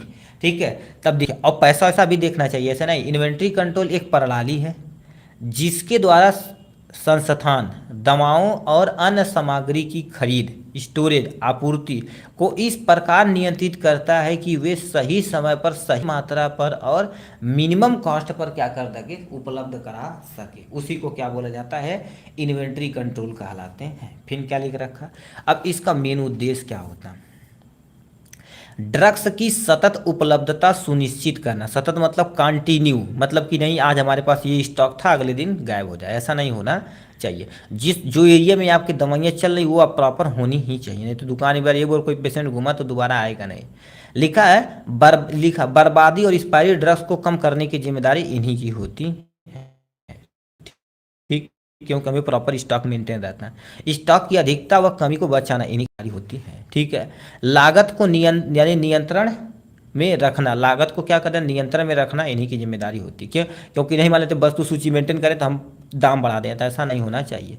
कस्टमर और अथवा पेशेंट को, तुम्हारे पास पेशेंट को क्या हो, पेशेंट को shortage in the drugs storage maintain करना। मतलब शॉर्टेज मतलब कि आपको दवाइयाँ ऐसी ना हमारे यहाँ शॉर्ट हो जाती हैं, मार्केट में शॉर्ट हो जाती हैं, तो उसको मेंटेन करना। जैसे कोरोना अभी आ रहा है, मान लेते कह रहे हैं सब लोग, ठीक है, तो कोरोना से रिलेटेड जो भी आपकी दवाइयाँ हैं उसको आपको स्टॉक कर लेना है। क्योंकि मान लेते लक बाई चांस आए, ठीक है, लक बाई चांस आए तो क्या कर देना है, प्रॉपर मैनेज करके, ठीक, उसे व्यवस्था देनी की आप जिम्मेदारी बनती है। इसकी प्रमुख तकनीक यानी तकनीकी दी गई है। जैसे तुम्हारे पास लिख रखा पहली एनालिसिस में ABC एनालिसिस, लागत के आधार पर आइटम वर्गीकरण करना, मतलब पैसे के आधार पर। जैसे तुम्हारे पास जो ज़्यादा महंगा रहेंगे, देखिए पहले लिख रखा महंगे आइटम को कम मात्रा में लाना, बट ज़्यादा लागत हमें लगानी पड़ेगी। मतलब ज़्यादा पैसा लगेंगे तभी तो कम मात्रा में आएगी, तो इसको रखना ही रखना। दूसरा मध्यम आइटम, न तो ज़्यादा न तो कम, मीडियम में रखोगे तभी कोई टेंशन नहीं है। सस्ते आइटम, अधिक मात्रा कम लागत, मतलब इस पर तुम पैसा कम लगाओगे बट आपको लागत ज़्यादा मिलेगी, मतलब फ़ायदा ज़्यादा मिलेगा। तो ये सब दवाइयाँ होती है, जैसे जेनरिक वगैरह दवाइयाँ होती हैं, ये रख देंगे। ठीक है, और तुम्हारे पास VED एनालिसिस, VED नहीं के मतलब तुम्हारे पास क्या होता है, V से वाइटल, E से एसेंशियल, D से डिजायरेबल होता। V से जो तुम्हारे पास अति आवश्यक दवाइयाँ होती उसे ज़्यादा मात्रा में आपको रखना है। ठीक है, अति आवश्यक, क्योंकि वो दवाइयाँ आपके जैसे एरिया में मान लेते हैं ज़्यादा बिक रही है, दिन भर में 5-10 पत्ता बिक रही, तो उसको रखना ही रखना पड़ेगा। इसेंशियल जो जरूरी दवाइयाँ होती उसको तो रखना ही रखना पड़ेगा। फिर डिजायरेबल जो इच्छित दवाइयाँ यानी कम कम होनी ही चाहिए। जैसे किसी की इच्छा हो भैया बताना एक आध महीना में, एक आध 2-4 महीना पे भी करता, तो एक आध पत्ता रहेगा तभी चल जाएगा। ठीक, फीफो तथा फेफो मेथड का उपयोग करेंगे। फीफो तथा फेफो मेथड में तुम्हारे पास क्या होता है, फीफो मतलब फर्स्ट इन फर्स्ट आउट, मतलब जो पहले दवाइयाँ आई हैं उसको पहले तुम्हें बेचना है।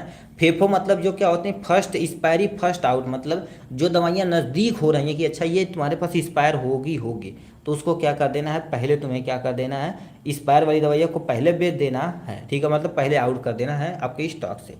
फीफो एंड फेफो, ठीक है, पहले इन पहले, ठीक है, पहले इन मतलब पहले आए पहले निकले मेथड से हम क्या कर सकते हैं, दवाइयाँ को, ठीक है, मेंटेन कर सकते हैं। इसका महत्व क्या होता है, कुछ यानी लिखा है कुशल दवा का प्रबंध, मतलब ये जो तुम्हारे पास मेथड है इन्वेंट्री कंट्रोल, इसमें कुशल दवाइयाँ जो बेहतरीन से बेहतरीन दवाइयाँ उसको आपको मार्केट में रह पाएंगे, नहीं तो ख़त्म हो जाएगी।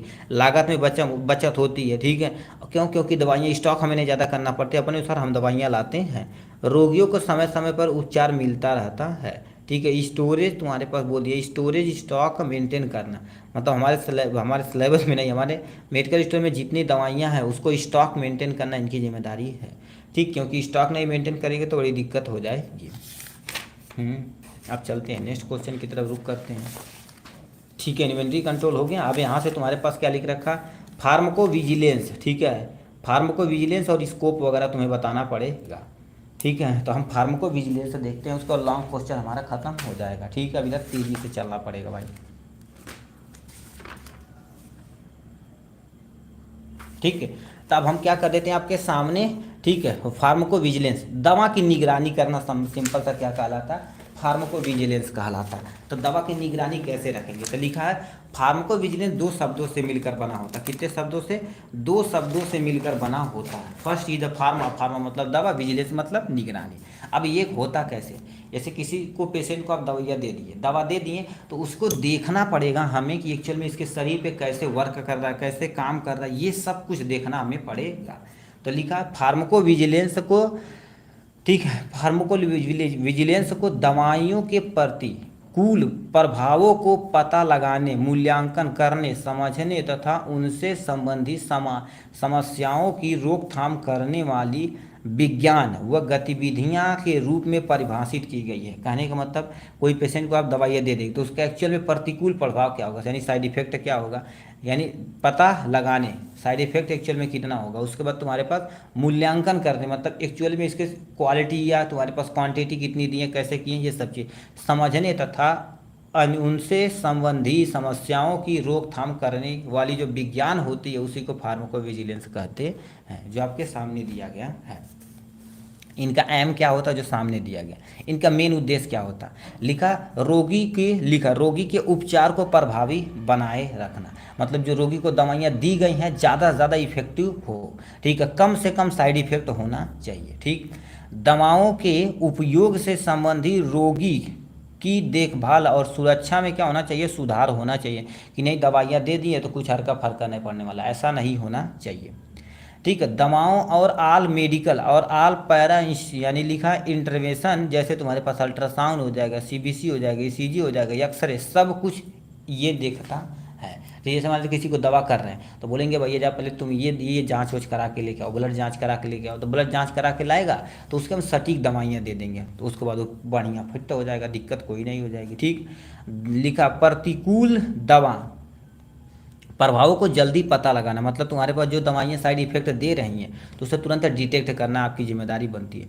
जोखिम कारकों की, ठीक है, पहचान करना इनकी जिम्मेदारी बनती है, ठीक। उसके बाद हमारे पास एम दिया हुआ है, ठीक है, तो इसको हम क्या कर देते हैं, आपके सामने एम दिया गया है, ठीक है, सॉरी एम नहीं स्कोप दिया, क्योंकि एम देख हमसे कह दिया क्या कहा था, देखिए डिफाइन फार्माको विजिलेंस क्या होता है, उसे एम और स्कोप, तो एम तो देख लिए, स्कोप आपके सामने ये दिया गया है, ठीक है। तब इसको क्या लिख रहे हैं, देखिए यदि आप फार्माको विजिलेंस में पेशेंट को मॉनिटरिंग करनी आपकी जिम्मेदारी होती है, पेशेंट की मॉनिटरिंग ने देख रेख में होगा, इम्यूनाइजेशन तथा वैक्सीनेशन प्रॉपर उसे इम्यूनाइजेशन हुआ है कि नहीं, यानी इम्यूनिटी सिस्टम के लिए वैक्सीन बना है कि नहीं, वैक्सीन बना तो लगा है कि नहीं, ये निगरानी करनी आपकी जिम्मेदारी बनती है।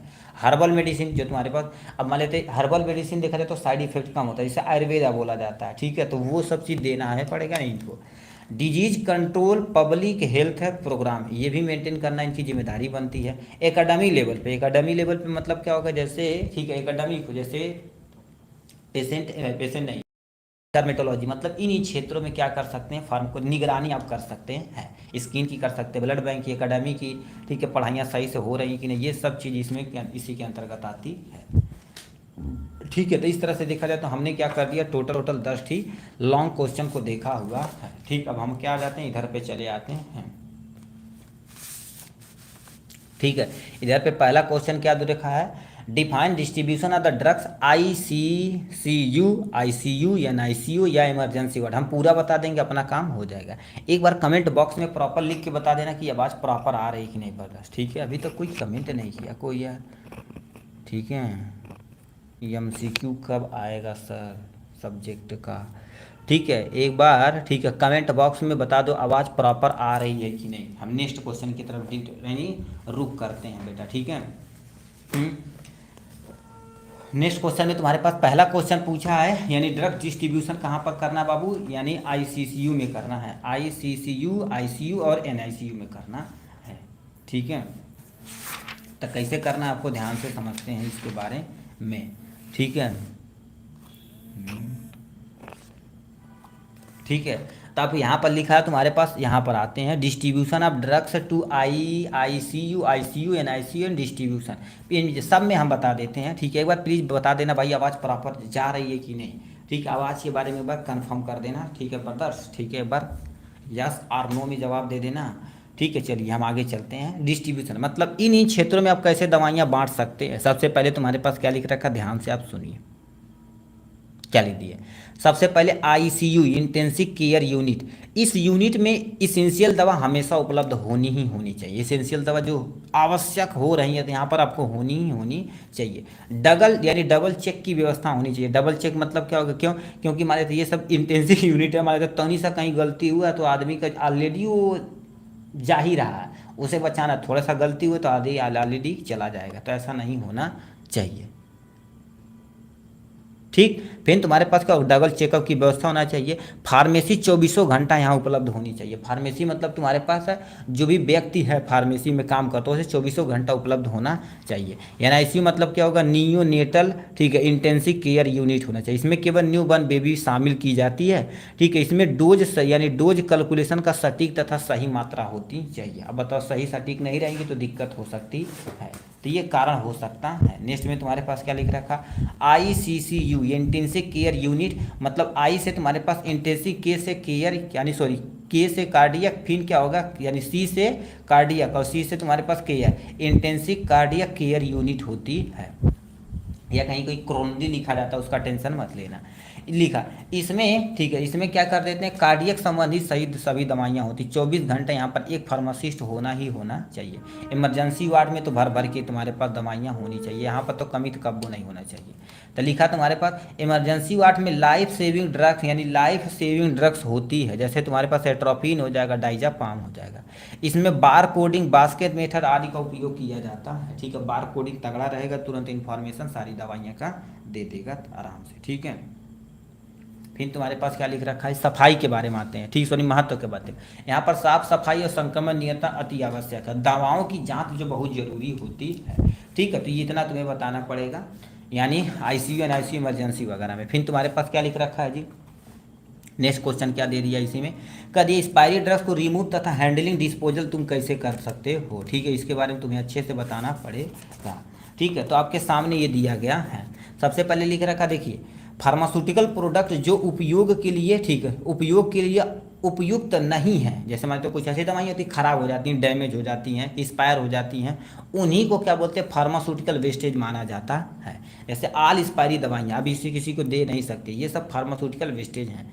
अनसील पैक्ड यानी अनसील एक्सपायरी मतलब तुम्हारे पास कुछ ऐसी दवाइयाँ होती ना, कहीं मान लेते ला रहे हो तो एक आध पत्ते में से कहीं से निकल के टूट के गिर जाए तो उसको दोबारा तुम डाल के नहीं बेच सकते हो। डैमेज ड्रग्स, तुम्हारे पर डैमेज ड्रग्स मतलब जो ऑलरेडी डैमेज हो चुकी हैं। ठीक है, तो वो सब दवाइयाँ यदि हैं तो उसको आप क्या कर सकते हैं, वेस्टेज को। अब इनको हैंडलिंग वगैरह कैसे करना है यहाँ पर हमें बताना पड़ेगा, हैंडलिंग और डिस्पोजल यानी अब इन सबको रिमूव, ये सब जितनी दवाइयाँ सब हमारे मेडिकल स्टोर से रिमूव होना चाहिए। अब हैंडलिंग कैसे करेंगे, ड्रग्स स्टोरेज फैसिलिटी के लिए एक साउंड वेस्ट यानी क्या होना चाहिए, sound wastage drugs handling system की आवश्यकता होती ताकि स्वास्थ्य और, ठीक है, पर्यावरण की उनकी यानी खराब दवाओं के कारण होने वाली, खराब दवाओं के होने वाली तुम्हारे पास नुकसान को कम किया जा सकता। मतलब ये सब यदि तुम्हारे पास हैंडलिंग प्रॉपर नहीं करोगे, ठीक है, ये क्या कर सकती है, हमारे हेल्थ पे बहुत बुरा प्रभाव डाल सकती है। ठीक है, एक्सपायरी ड्रग्स तथा डैमेज ड्रग्स को अलग रखें और उस पर कुछ ना कुछ हमें लिख देना चाहिए। बॉक्स पे देखो आउट ऑफ यूज लिख देना चाहिए, या एक्सपायरी डेट लिख देना चाहिए, या नॉट फॉर यूज ऐसे लिख देना चाहिए। कोई चीज़ आपको लिख देना पड़ेगा, ठीक है, जिससे वो कोई भी पेशेंट्स या कोई भी फार्मासिस्ट समझ सके कि अच्छा ये दवाइयाँ उपयोग के योग्य नहीं है। ठीक है, तो ये हो जाएगा। अब डिस्पोजल कैसे करना है, देखिए एक्सपायरी तथा डैमेज ड्रग को प्रॉपर लैंड फीलिंग होना चाहिए। प्रॉपर लैंड फीलिंग मतलब ऐसे नीचे चाहिए धरती के, ठीक है, और ऐसा नहीं कि तुम पत्ते से नहीं निकाल, पत्ते से निकाल के हमें डिस्पोज किया जाना चाहिए। क्यों, क्योंकि पत्ते से निकाल के करेंगे तो डी से जल्दी जल्दी डिकम्पोज हो जाएंगे, और यदि पत्ते में रहेंगे तो प्लास्टिक में रहते हैं या मेटल में रहते हैं, जल्दी वो डिकम्पोज नहीं होंगे, तो ये सब खतरा हो सकता है। एंटीबायोटिक तथा हाई रिस्क ड्रग्स को डिसइंफेक्शन डालकर प्रॉपर यानी मैनेज करना व्यवस्था आपकी होनी चाहिए। तो इन व्यवस्थाओं से हम क्या कर सकते हैं, डैमेज यानी एक्सपायरी ड्रग्स को रिमूव, हैंडलिंग तथा डिस्पोजल किया जा सकता है। ठीक, नेक्स्ट क्वेश्चन भी आपको तुमसे पूछा हुआ है। नेक्स्ट क्वेश्चन क्या पूछा हुआ है जी, ठीक है, कि यदि आप फुल फ्लोर स्टॉक मेथड में तुम्हें मेंटेन करना, कहाँ जगह देखो, एक्सप्लेन द यानी फुल फ्लोर स्टॉक सिस्टम के बारे में बताना पड़ेगा। तो ये आपके सामने लिख रखा है फ्लोर स्टॉक मेथड। अब ये होता क्या है, जैसे एक फ्लोर पे सारी व्यवस्था होनी चाहिए, फिर दूसरे पे तीसरे पे दौड़ना न पड़े फार्मासिस्ट को। तो लिखा फ्लोर स्टॉक मेथड प्राय सभी हॉस्पिटल में देखने को मिलता, मोस्टली सभी देखने को मिलता, और वो खासकर जो डेवलप होते हैं जो प्राइवेट वगैरह होते हैं उसमें, ठीक है। इस सिस्टम के अंतर्गत दवाइयों को, ठीक है, दवाइयों को फार्मेसी स्टोर में संग्रहित किया जाता है, मतलब हर एक तल्ला पे, दो तल्ला पे एक छोटा छोटा फार्मेसी घर बना दिया जाता है, वहाँ पर दवाइयाँ रख दी जाती हैं। जब आदेश दिया जाए, ठीक है, दिया जाता है तो वेस्टेज की आपूर्ति की जाती है, मतलब आदेश दिया जाता है तो वहाँ पर जो भी घाटा बढ़ा रहेगा उसको मेंटेन करेंगे, ठीक है। यहाँ पर क्या होना चाहिए, यानी देखो नर्सिंग स्टेशन में एक रजिस्टर्ड नर्स यानी रजिस्टर्ड नर्स के द्वारा देखभाल की जानी चाहिए, कि मतलब यहाँ पर कितनी दवाइयाँ हैं, डॉक्टर जो लिख रहे हैं दवाइयाँ हैं कि नहीं, ये सब मैनेज करना इनका काम होता है।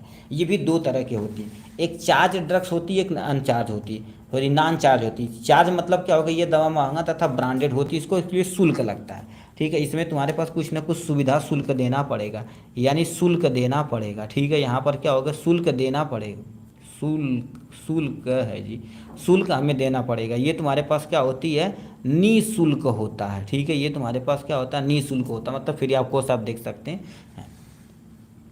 डिस्पेंसिंग, अब ये जो तुम्हारे पास ड्रग्स कैसे डिस्पेंस, इस मेथड में दवा पर, ठीक है, दवा एक पर्चे क्या लिख दिए जी, इस मेथड में क्या कर देते हैं, सबसे पहले करते क्या, डिस्पेंसिंग कैसे करोगे, एक पर्चे पर दवा का नाम होना चाहिए, क्वांटिटी कितनी क्वांटिटी में होनी चाहिए भेजा जाता है, और उसे भर कर बॉक्स यानी बास्केट में भर कर फार्मासिस्ट के तुम्हारे पास पहुंचा दिया जाता है और निर्धारित मूल्य ले लिया जाता है। तो ये मेथड होती है चार्ज, इसमें तो कुछ छू नहीं, ठीक है, जो जितना पहुंचाना चाहिए पहुंचा दो। इस मेथड में, ठीक है, इस मेथड में प्रत्येक वार्ड में नर्स के द्वारा ड्रग्स चेक किया जाता है, ठीक है, फिर उसकी लिस्टिंग की जाती है, जो फार्मासिस्ट के पास जाता है और वो भेज देता है, ठीक। ये मेथड होता है आपके सामने। फ्लोर दो तरह के होते हैं तुम्हारे पास। अब देखिए फ्लोर स्टॉक मेथड, यहाँ पर क्या करना पड़ेगा, थोड़ा सा इंट्रोडक्शन लिख देंगे, ये लिख देंगे और ये मेथड लिख देंगे, काम हो जाएगा।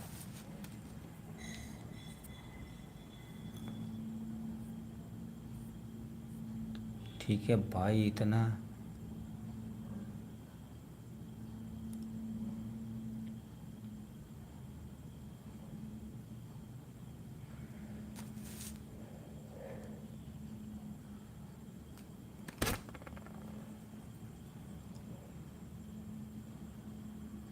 ठीक। अब हम नेक्स्ट पे चलते हैं बाबू, नेक्स्ट कहाँ गया जी,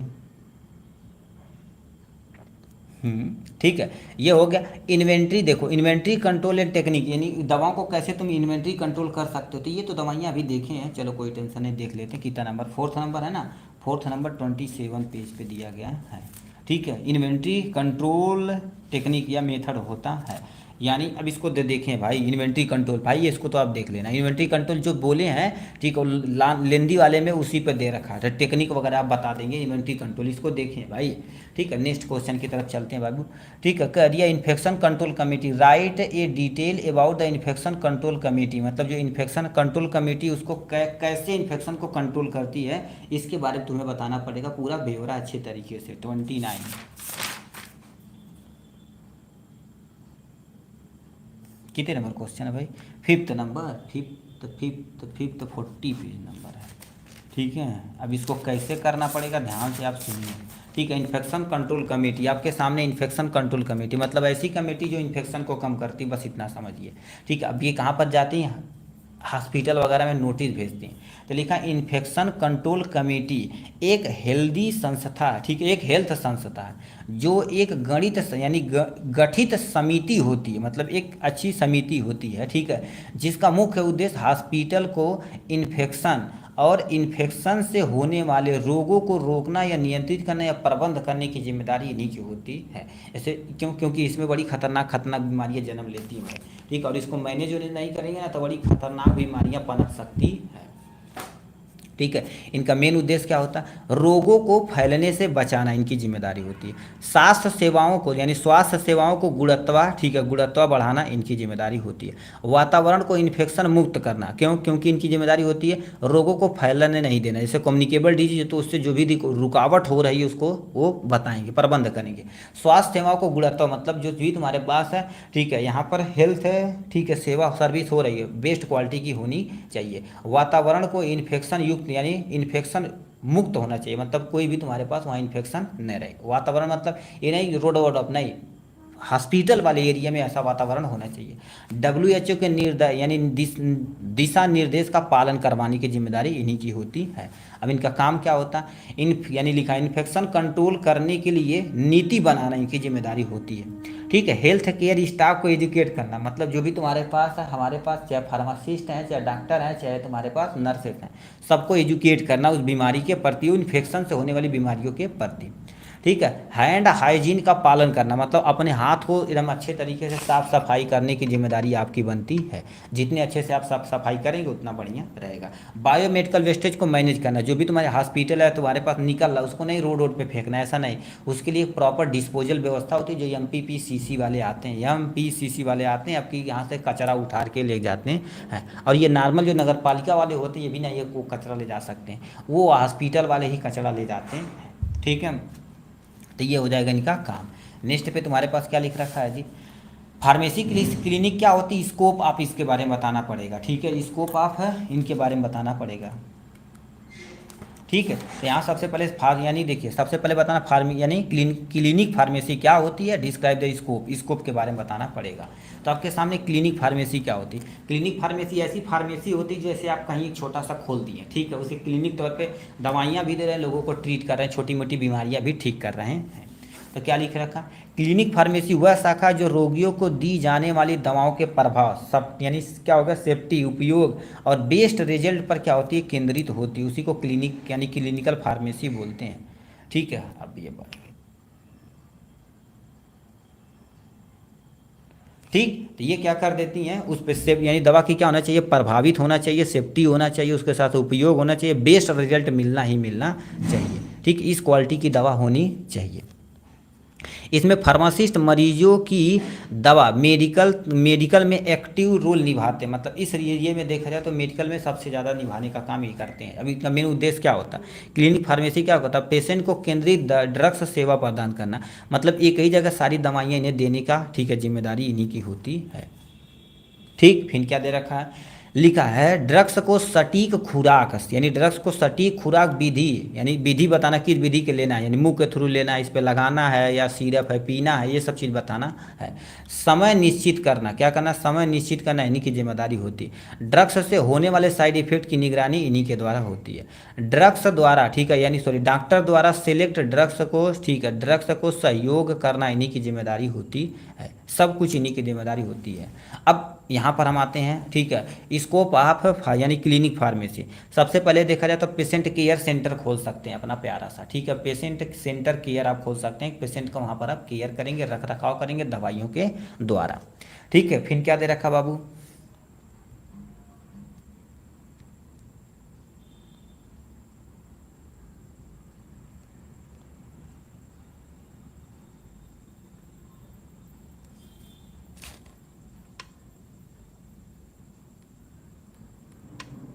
ओ तरीकी का हो गया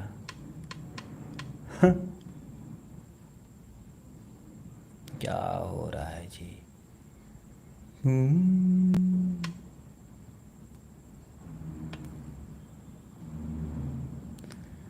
ठीक, तो ये सारी सिस्टम होना ही होना चाहिए। ठीक है, अब क्या लिख रखा ध्यान से सुनिए, पेशेंट केयर होना चाहिए, डॉक्टर की यानी डॉक्टर की टीम से कोलैबोरेट करना, मतलब जो क्लिनिक फार्मेसी होती है ना, वो डॉक्टर की टीमों से क्या कर देती है, अपने आप को कोलैबोरेट करती है। ठीक है, क्या कर देती है, कोलैबोरेट करती है, और जितनी भी अच्छी अच्छी क्वालिटी की नॉलेज होती है, दवाइयों के बारे में नॉलेज होता है, सब कुछ क्लिनिक फार्मेसी अपने वहाँ से गेन करते हैं।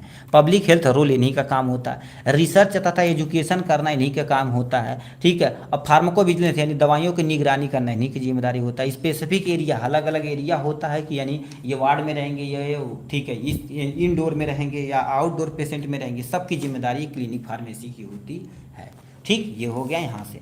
नेक्स्ट में तुम्हारे पास लिख रखा है write a note on the daily activity of clinic यानी clinical pharmacist. 8 number question, daily activity इनका क्या होता है इसके बारे में बताना पड़ेगा। डेली एक्टिविटी मतलब सिंपल सा रोल हो लिख देना है, रोल ऑफ फार्मासिस्ट, बस काम खत्म हो जाएगा। ठीक है, तो डेली एक्टिविटी रोल अपना लिख देंगे, काम हो जाएगा। उसको भी हम मेंशन कर देंगे, ठीक है, किसमें, पीडीएफ में। पॉइजन क्या होता है, टाइप ऑफ पॉइजन क्या होता है, एंटीडोट क्या होता है, इसके बारे में 9 नंबर पे बताना पड़ेगा। ठीक, तो सबसे पहले पॉइजन होता क्या है, ठीक है, पॉइजन के टाइप क्या होते हैं। पॉइजन एक तरह का जहर होता है, ठीक है। पॉइजन क्या होता है, सिंपल से समझिए, एक जहर होता क्या, ध्यान से सुनिए। पॉइजन, ठीक है, एक सब्सटेंस जिसके कंज्यूम तथा इनहेल से, स्किन पे लगने से या इंजेक्ट होने पर हमारे शरीर में हार्मफुल इफेक्ट दिखने लगता है, उसी को क्या बोलते हैं, पॉइजन बोलते हैं। कहने का मतलब क्या होता है, जो हार्मफुल इफेक्ट दिखेगा, चाहे हम कंज्यूम कर लें, चाहे इनहेल कर दें, चाहे ये सब कुछ भी कर देते हैं, तो हमारे शरीर में जो दिखने लगता है उसी को पॉइजन कहते हैं। पॉइजन में कोई दवा, एनिमल पॉइजन, बैक्टीरियल इन्फेक्शन भी हो सकता है। एनिमल पॉइजन में तुम्हारे पास, जैसे तुम्हारे पास कोई सांप काट लिया किसी को, ठीक, तो सांप भी एक तुम्हारे पास एनिमल है, उससे भी हो सकती है दिक्कतें। ठीक, तो ऐसे कईयों कारण हो सकती है आपके शरीर के अंदर होने वाली बीमारियाँ, जो एक डिजीज कार्य करते हैं, आदमी की डेथ भी कर सकता है। पॉइजन एक अत्यंत खतरनाक सब्सटेंस है जिसके, ठीक है, जिससे आदमी की डेथ भी हो सकती है, और आदमी की डेथ रियलिटी में भी हो जाती है। बहुत सारे अपने गांव में भी केसेस वगैरह आप देखे होंगे। ठीक है, कईयों तरह के हो सकते हैं टाइप ऑफ पॉइजन। पॉइजन के तुम्हारे पास यहाँ प्रकार दिए गए। सबसे पहले केमिकल में तुम्हारे पास जिंक फास्फाइड, एल्युमिनियम फास्फाइड, बहुत सारे आते हैं, ठीक है। तो केमिकल में जैसे तुम्हारे पास जिंक फास्फाइड, जैसे चूहा मार की दवा, और तुम्हारे पास एल्युमिनियम फास्फाइड, जो तुम्हारे पास होता है एल्युमिनियम फास्फाइड रियलिटी में जो होता है, क्या होता है बाबू, ठीक है, जैसे सल्फात बोलते हैं। हाउस होल्ड मतलब ब्लीचिंग पाउडर हो गया, केरोसिन ऑयल वगैरह हो गया। इंडस्ट्री में देखा जाए साइनाइड, जो सबसे खतरनाक तुम्हारे पास है, ठीक है, जहर होता है। इथाइल ग्लाइकॉल होता है, ये भी खतरनाक तरह का केमिकल होता है। टॉक्सिक प्लांट, कुछ ऐसे तुम्हारे पास प्लांट होते हैं जो ऑलरेडी टॉक्सिक होते हैं, उन्हें खाएंगे तो मर जाएंगे। जैसे तुम्हारे पास पॉइजन मशरूम हो गया, तुम्हारे पास टॉक्सिक हर्ब हो गया, कुछ ऐसे प्लांट होते हैं। और कुछ दवाइयाँ भी होती हैं टॉक्सिक नेचर की होती हैं, जैसे तुम्हारे पास NSAID ड्रग्स लेंगे, non steroidal anti inflammatory drugs लेंगे, तब भी आपके लिए दिक्कतें हो सकती हैं। ठीक है, निकोट यानी लिखा है nicotinic drugs, nicotine narcotic drugs, narcotic drugs यदि आप लेंगे तब भी आपके शरीर के अंदर पॉइजन बन सकता है। ओवरडोज ड्रग्स मतलब कुछ दवाइयाँ ऐसी ज़्यादा अमाउंट में खा ली, ओवर यूज कर लिए, जितना चाहिए 2 टेबलेट खाएंगे 10 टेबलेट खा लिए तो दिक्कत हो सकती है। मॉर्फिन होगा, कोडीन इसका एग्जाम्पल हो जाएगा।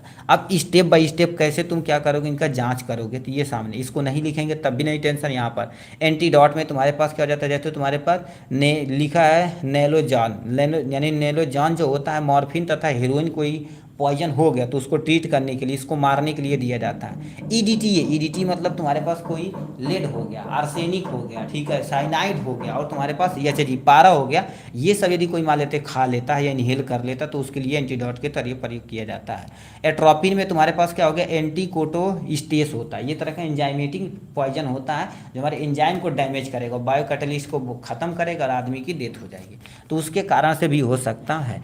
एक तुम्हारे पास यूनिवर्सल, तुम्हारे पास क्या होता है, यूनिवर्सल एंटीडॉट होता है, जिसे हम क्या बोलते हैं, चारकोल बोला जाता है, ठीक है, चारकोल बोला जाता है, यूनिवर्सल डॉट यानी एंटीडॉट होता है। वो तब प्रयोग किया जाता है एक्चुअल में न पता रहे कि कौन सा, ठीक है, पॉइजनिंग है, तब प्रयोग किया जाता है। तो ठीक, तो ये आपको डॉट एंटीडॉट जरूर लिख देना है थोड़ा थोड़ा।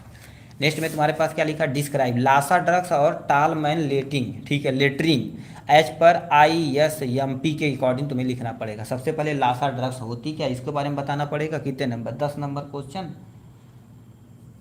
41 पेज, ठीक है। तो पहले सबसे पहले बताना पड़ेगा लासा ड्रग्स। लासा मतलब क्या हो गया, लुक ए लाइक साउंड ए लाइक, देखने या सुनने में तुम्हारे पास समान होते हैं, समान दवा होती है, उसी को क्या बोलते हैं, लासा ड्रग्स बोला जाता है। ठीक, तो यही तुम्हें क्या करना पड़ेगा, एक्सप्लेन करना पड़ेगा। लासा दवा एक जैसी दिखने वाली दवा, पैकेजिंग उच्चारण करने वाली दवाएं होती है। उच्चारण मतलब बोल, जो हम प्रोनाउंसिएशन कर रहे हैं उसमें भी, ठीक है, सिमिलर लगे, क्या कर रहे हैं, समान लगे, तो उसी को हम लासा ड्रग्स बोलते हैं। तो क्या लिखा, दवा एक जैसी दिखने वाली, या पैकेजिंग भी सेम होने वाली, या उच्चारण वाली, मतलब जो हम बोल रहे हैं वो भी दिक्कतें में हो सकती है। एक नाम एक जैसा होता है लेकिन उपयोग अलग अलग होती है, उसी को क्या बोलते हैं एक्चुअल में, लासा ड्रग्स बोला जाता है। क्या बोलते हैं बाबू, लासा ड्रग्स बोलते हैं। नाम एक जैसा हो सकता है, ठीक। अब इसका एग्जाम्पल तुम्हारे पास लिखा है लेमिट्राज।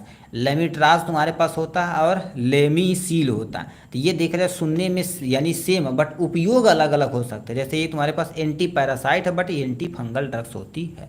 बिन यानी क्या होता है, बिन ब्लास्टीन हो गया, बिन क्रिस्टीन हो जाएगा। बिन ब्लास्टीन ये देखा जाए तुम्हारे पास एंटी कैंसर, ये भी एंटी कैंसर होती है बट इनका स्टोरेज जो पॉइंट होती है, ठीक है, स्टोरेज कंडीशन होता है अलग अलग होता है, ठीक। और क्या हो जाएगा, लिख रखा है सिस्प्लाटीन हो जाएगा और कार्बोप्लाटीन हो जाएगा। तो ये देखा जाए दोनों सिमिलर अलग अलग है, ठीक है, दोनों सुनने में सिमिलर बट दवाइयाँ अलग अलग है। तो ये हो सकता है। अब इन्हीं कन्फ्यूजन को दूर करने के लिए टालमैन लेटरिन लाया गया, ठीक है। लेटरिन वो वाला नहीं समझना, लेटिंग लेटिंग मतलब लेटर होता है, उसके बारे में बताया गया है। इनमें क्या कर दिया, बोला गया कि जो दवाइयाँ थोड़ा सा इधर उधर नाम थोड़ा सा अंतर सेम है, उसमें एक आध अक्षर दो अक्षर तुम क्या कर दो, कोई कैपिटल लेटर कोई स्मॉल लेटर कर दो तो काम हो जाएगा। तो टालमैन लेटरिंग एक तकनीक है जिसका उपयोग लासा ड्रग्स के नाम में भ्रम से बचने के लिए किया जाता है। इसमें कुछ नाम क्या कर देते हैं, इसमें नाम के कुछ अक्षर को बड़े लेटर में लिखा जाता है। जैसे तुम्हारे पास एसिटाजोलामाइड हो जाएगा और एसिटा, अब देखो एसिटा यहाँ पर लगा, एसिटा यहाँ पर लगा, तो जोलामाइड को कैपिटल कर दिया, हेक्सामाइड को कैपिटल कर दिया, आपको कन्फ्यूजन नहीं होगा, तुरंत दिख जाएगा। सेफाजोलिन में देखा जाए तो यानी FAZ को हम बड़ा कर दिए, FTJ से यानी इसे क्या बोलते हैं, सेप्टाजीडीन बोलते हैं। तो यहाँ पर TAZ को बड़ा कर दिया गया, FAZ को बड़ा कर दिया गया है। तो ये चीज़ें हो रही हैं, ETC कर दिए हैं आपके बारे में। तो ये लासा तथा टालमैन ड्रग्स के बारे में हो जाएगा। नेक्स्ट में तुम्हारे पास क्या लिख रखा है जी, role of pharmacist given the anti microbial resistance. सबसे पहले बताना पड़ेगा एंटी माइक्रोबियल रेसिस्टेंस होता क्या है इसके बारे में, ठीक है। उसका फार्मासिस्ट का एक्चुअल में रोल क्या होता है यहाँ पर ये बताना पड़ेगा। तो ये लिख रखा एंटी माइक्रोबियल रेसिस्टेंट। अब ये समझिए एंटी माइक्रोबियल रेसिस्टेंट क्या होता है। फॉर एग्जाम्पल हम एक एग्जाम्पल बताते हैं। जैसे आप किसी को एक मुक्का रोज मार रहे, ठीक। अब उसे कुछ दिन के बाद एक मुक्का का असर नहीं पड़ेगा, उसके प्रति वो रेसिस्टेंस हो जाएगा। उसी तरह से हमारे पास शरीर के अंदर माइक्रो ऑर्गेनिज्म होते हैं। कोई टैबलेट तुम कंटिन्यू खा रहे हो, अब वो जब खाते रहोगे, ठीक है, तो हमारी जो शरीर में जो माइक्रो ऑर्गेनिज्म हो तो वो जान जाएगा कि भाई यही खा रहा, तो इससे कोई फर्क पड़ने वाला नहीं है, ठीक है। तो लिखा जब माइक्रो ऑर्गेनिज्म किसी एंटीबायोटिक को, ठीक है, एंटीबायोटिक तुम्हारे पास है जो दवाइयाँ होती हैं, एंटीबायोटिक्स दवा के प्रभाव से बच जाते हैं और उसका इलाज उस दवा से संभव नहीं रह जाता है, उसको हम क्या बोलते हैं, एंटी रेसिस्टेंस, ठीक है, एंटी माइक्रोबियल रेसिस्टेंस कहा जाता है। मतलब वो खतरनाक हो चुके हैं, अब वो काम नहीं करेंगे, ठीक है, कोई दवाइयाँ उस पर। अब होता क्या, नेक्स्ट में लक्षण तुम्हारे पास एंटीबायोटिक का अधिक मात्रा का उपयोग करना, इसके कारण से हो सकता है। लिखा है रॉन्ग, ठीक है, रॉन्ग तरीके से दवा का उपयोग, मतलब तो अब गलत तरीके से दवाओं का प्रयोग कर रहे हैं, ठीक है। अब देखो अपने यहाँ इंडिया में होता क्या, ला एंटीबायोटिक, तो ये तुम्हारे पास एंटीबायोटिक के अधिक उपयोग से हमारे शरीर के अंदर एंटी माइक्रोबियल रेसिस्टेंस बनने का चांस बन सकता है। तो नेक्स्ट में तुम्हारे पास लिखा ड्रग्स, ठीक है, रॉन्ग तरीके से दवा का उपयोग करना, मतलब जो एक्चुअल में जिस तरीके से आपको प्रयोग करना चाहिए आप सही से प्रयोग ही नहीं कर रहे हैं दवाइयों का, तो उससे भी एंटी माइक्रोबियल रेसिस्टेंस हो सकता है। OTC दवा अधिक लेना, मतलब तुम्हारे पास ओवर द काउंटर ड्रग्स जो आपको मेडिकल स्टोर पे मिल रहे हैं, ला के भर के खा रहे हो, तो उससे भी दिक्कतें हो सकती हैं। वैक्सीनेशन कराएं, ठीक है। अब वैक्सीनेशन में तुम्हारे पास क्या होगा, एक नहीं कई बार वैक्सीनेशन करवा लिए तब भी दिक्कत हो सकती है, या वैक्सीनेशन न करवाएं, इससे हो सकता है जी वैक्सीनेशन न कराएं, ठीक है। वैक्सीनेशन कोई कराइबा नहीं कर रहा है तो और रेसिस्टेंस बनता चला जाएगा, ठीक है। रोल ऑफ फार्मासिस्ट क्या होता है, दवाइयों का, ठीक है, दवा का सही वितरण करना इनकी जिम्मेदारी बनती है। लिखा है पोषण को प्रॉपर एजुकेट करना, पेशेंट है जी, पेशेंट है, क्या लिख देते हैं पेशेंट को, ठीक है, पेशेंट, ठीक है, ये तुम्हारे पास क्या कर देते हैं, पेशेंट को तुम्हारे पास क्या करना, प्रॉपर एजुकेट करना कि भाई आप दवाइयाँ और अंटक संटक न खाइए तो दिक्कत हो जाएगी, ठीक। दवा को मॉनिटर तथा यानी रिपोर्टिंग करना, मतलब दवा को मॉनिटर करना, भाई कितने दिन से तुम ले जा रहे हो ये भी देखना पड़ेगा, रिपोर्टिंग करना आपकी जिम्मेदारी बनती है। फार्मासिस्ट और पेशेंट के बीच कंटिन्यूअस संबंध रहना चाहिए, ठीक है। फार्मासिस्ट जैसे पेशेंट को कोई अब तुम जान ही नहीं रहे ये कौन सी दवाइयाँ कहाँ ले जा खा रहा है, और नींद की दवाइयाँ प्रॉपर खा रहा है तो उसके प्रति वो रेसिस्टेंस रहेगा, उसके बिना वो सो ही नहीं पाएगा। ठीक है, तो उस पर उनके बीच में रिलेशन तगड़ा होना चाहिए। इन्फेक्शन कंट्रोल कमेटी से आपके पास संबंध होना चाहिए कि मान लेते कोई दवाइयाँ हैं, इन्फेक्शन हो रहा है तो वो बंदा उस दवा के प्रति ले रहा उसे ठीक नहीं हो रहा है तो बट खाए जा रहा तो ये दिक्कतें को हो सकती हैं खराब। ठीक, तो एंटीमाइक्रोबियल रेसिस्टेंस हो सकता है। नेक्स्ट में तुम्हारे पास क्या लिख रखा है जी, ठीक है, हॉस्पिटल फार्मेसी स्टैंडर्ड किसके द्वारा बताना पड़ेगा, या 5P के अकॉर्डिंग तुम्हें बताना पड़ेगा। ठीक है, या 5P के अकॉर्डिंग तुम्हें बताना पड़ेगा कि हॉस्पिटल फार्मेसी कैसे क्या होता है। ठीक है, तो यहाँ पर हॉस्पिटल फार्मेसी स्टैंडर्ड या 5P स्टेटमेंट के जरिए दिया गया। अब ये क्या होता है गुरुदेव, इनके बारे में समझिए। लिखा या 5P मतलब क्या होता है, इंटरनेशनल फार्मास्यूटिकल फेडरेशन। इसे भाई यहाँ पर याद रखना, ये MCQ में क्वेश्चन पूछा गया है। ठीक है, यह 5P का फुल नेम। यह एक ग्लोबल संस्था है जो दवाओं में, ठीक है, फार्मेसी सेवाओं के लिए मानक तथा दिशा निर्देश प्रदान करती है ताकि दवा को सुरक्षित, प्रभावी तथा न्याय संगत उपयोग, ठीक है, उपयोग सुनिश्चित हो सके। कहने का मतलब क्या कह रहा है कि इनके अकॉर्डिंग देखा जाए तो ये एक तरह की संस्था होती है। ये करती क्या है कि जो फार्मेसी में दवाइयाँ हैं कितने स्टैंडर्ड तक आप प्रयोग कर सकते हो, उसे दिशा निर्देश देती कि इतने खुराक इतने प्रभावी हो सकती, इतना ही आप प्रयोग कर सकते कि नहीं ओवरडोज दे के उसी पेशेंट को मार दो, ऐसा नहीं होना चाहिए। तो ये लिख रखा, यह एक ग्लोबल संस्था है जो हॉस्पिटल में फार्मेसी सेवाओं के लिए मानक तथा दिशा निर्देश प्रदान करती है। मतलब ये फार्मेसी बैठी हुई है तो इतनी ही दवाएँ, जो दवाइयाँ डॉक्टर लिखे उसी को देना, अपने मर्जी ज़्यादा नहीं दे देना, कम नहीं दे देना है। तो ये सब ताकि दवाओं को यानी सुरक्षित, प्रभावी और न्याय संगत, ठीक है, न्याय संगत उपयोग सुनिश्चित हो सके, यह 5P के अनुसार होता है जो हॉस्पिटल फार्मेसी। अब इसका तुम्हारे पास क्या होगा मुख्य मानक, या 5P के अनुसार इनका तुम्हारे पास मानक क्या होना चाहिए, रोगी केंद्रित सेवा, पेशेंट की सुरक्षा पहली होनी चाहिए, इलाज का रिजल्ट बेटर होना चाहिए, मतलब पेशेंट सुरक्षित भी रहे और जो तुम्हारी इलाज कर रहे हो वो बेटर से बेटर होना चाहिए कि नहीं दवाइयाँ खिलाते जा रहे हैं। दवा की खरीद यानी खरीद ट्रांसपेरेंसी तथा हाई क्वालिटी की होनी चाहिए। ट्रांसपेरेंसी मतलब सब कुछ दिखना चाहिए कि कहाँ से ला रहे हो, कितना GST दे रहे हो, क्या सब कुछ मेंटेन होना चाहिए। भंडारण तथा वितरण, स्टोरेज तथा डिस्ट्रीब्यूशन मेंटेन होना चाहिए। दवा को, ठीक है, सूर्य तथा मॉइस्चर से दूर रखना चाहिए। ठीक, स्टोरेज की व्यवस्था रखना पड़ती है आपको। क्लिनिकल फार्मेसी सेवा, योग्य तथा फार्मासिस्ट तुम्हारे पास होने चाहिए, योग्य फार्मासिस्ट होने चाहिए, वोकर टाइप में नहीं। ठीक है, ऐसा होना चाहिए, मतलब वेल ट्रेंड वगैरह होना चाहिए। नेक्स्ट में तुम्हारे पास ऑल डॉक्यूमेंट क्लियर तथा क्वालिटी कंट्रोल होना चाहिए, या 5P के अकॉर्डिंग, तभी आप दवाइयाँ वगैरह बेच सकते हो। ठीक है, तो ये हो गया या 5P के बारे में। नेक्स्ट में तुम्हारे पास हाई रिस्क ड्रग्स क्या होती है, कैसे इसे तुम रिड्यूस कर सकते हो, इसके बारे में तुम्हें पूरा डिटेल में इंफॉर्मेशन देनी है। ठीक है, तो हाई रिस्क ड्रग्स क्या होती है, सावधानियाँ वगैरह क्या होती है यहाँ पर लिख रखा है। तो हाई रिस्क ड्रग्स होती, कभी कभी कहते हैं यार बड़ा खतरनाक दवाई खाना हो तो वो रिस्की दवाई है तो दिक्कत कर सकता है उनके लिए, और ठीक है उनसे प्रति होने वाली रेसिस्टेंस के बारे में।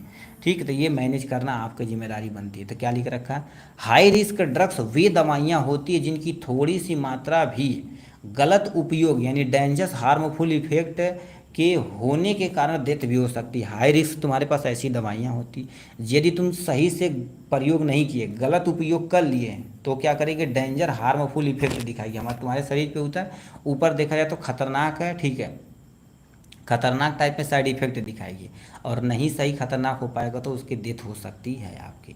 ठीक है, तो ये होती हो सकती है दिक्कत आराम से। ठीक है, नेक्स्ट में क्या लिख रखा है, एग्जाम्पल पे आते, जैसे इंसुलिन हो गया, जैसे तुम्हारे पास इंसुलिन में हाइपोग्लाइसेमिक का खतरा बढ़ सकता है। ठीक है, इंसुलिन आप ले रहे हैं, प्रॉपर ले रहे हैं सही से, ठीक है, तो उससे आपके शरीर के अंदर हाइपोग्लाइसेमिक का खतरा बढ़ सकता है, मतलब ग्लाइसेमिक लेवल कम हो जाएगा। ठीक है, और तुम्हारे पास मॉर्फिन हो जाएगा, तुम्हारे पास नेस्मत फेंटानील हो जाएगा, ये नशा वाली ड्रग्स होती हैं, यदि ज़्यादा खा लेंगे तो आपकी मृत्यु हो जाएगी।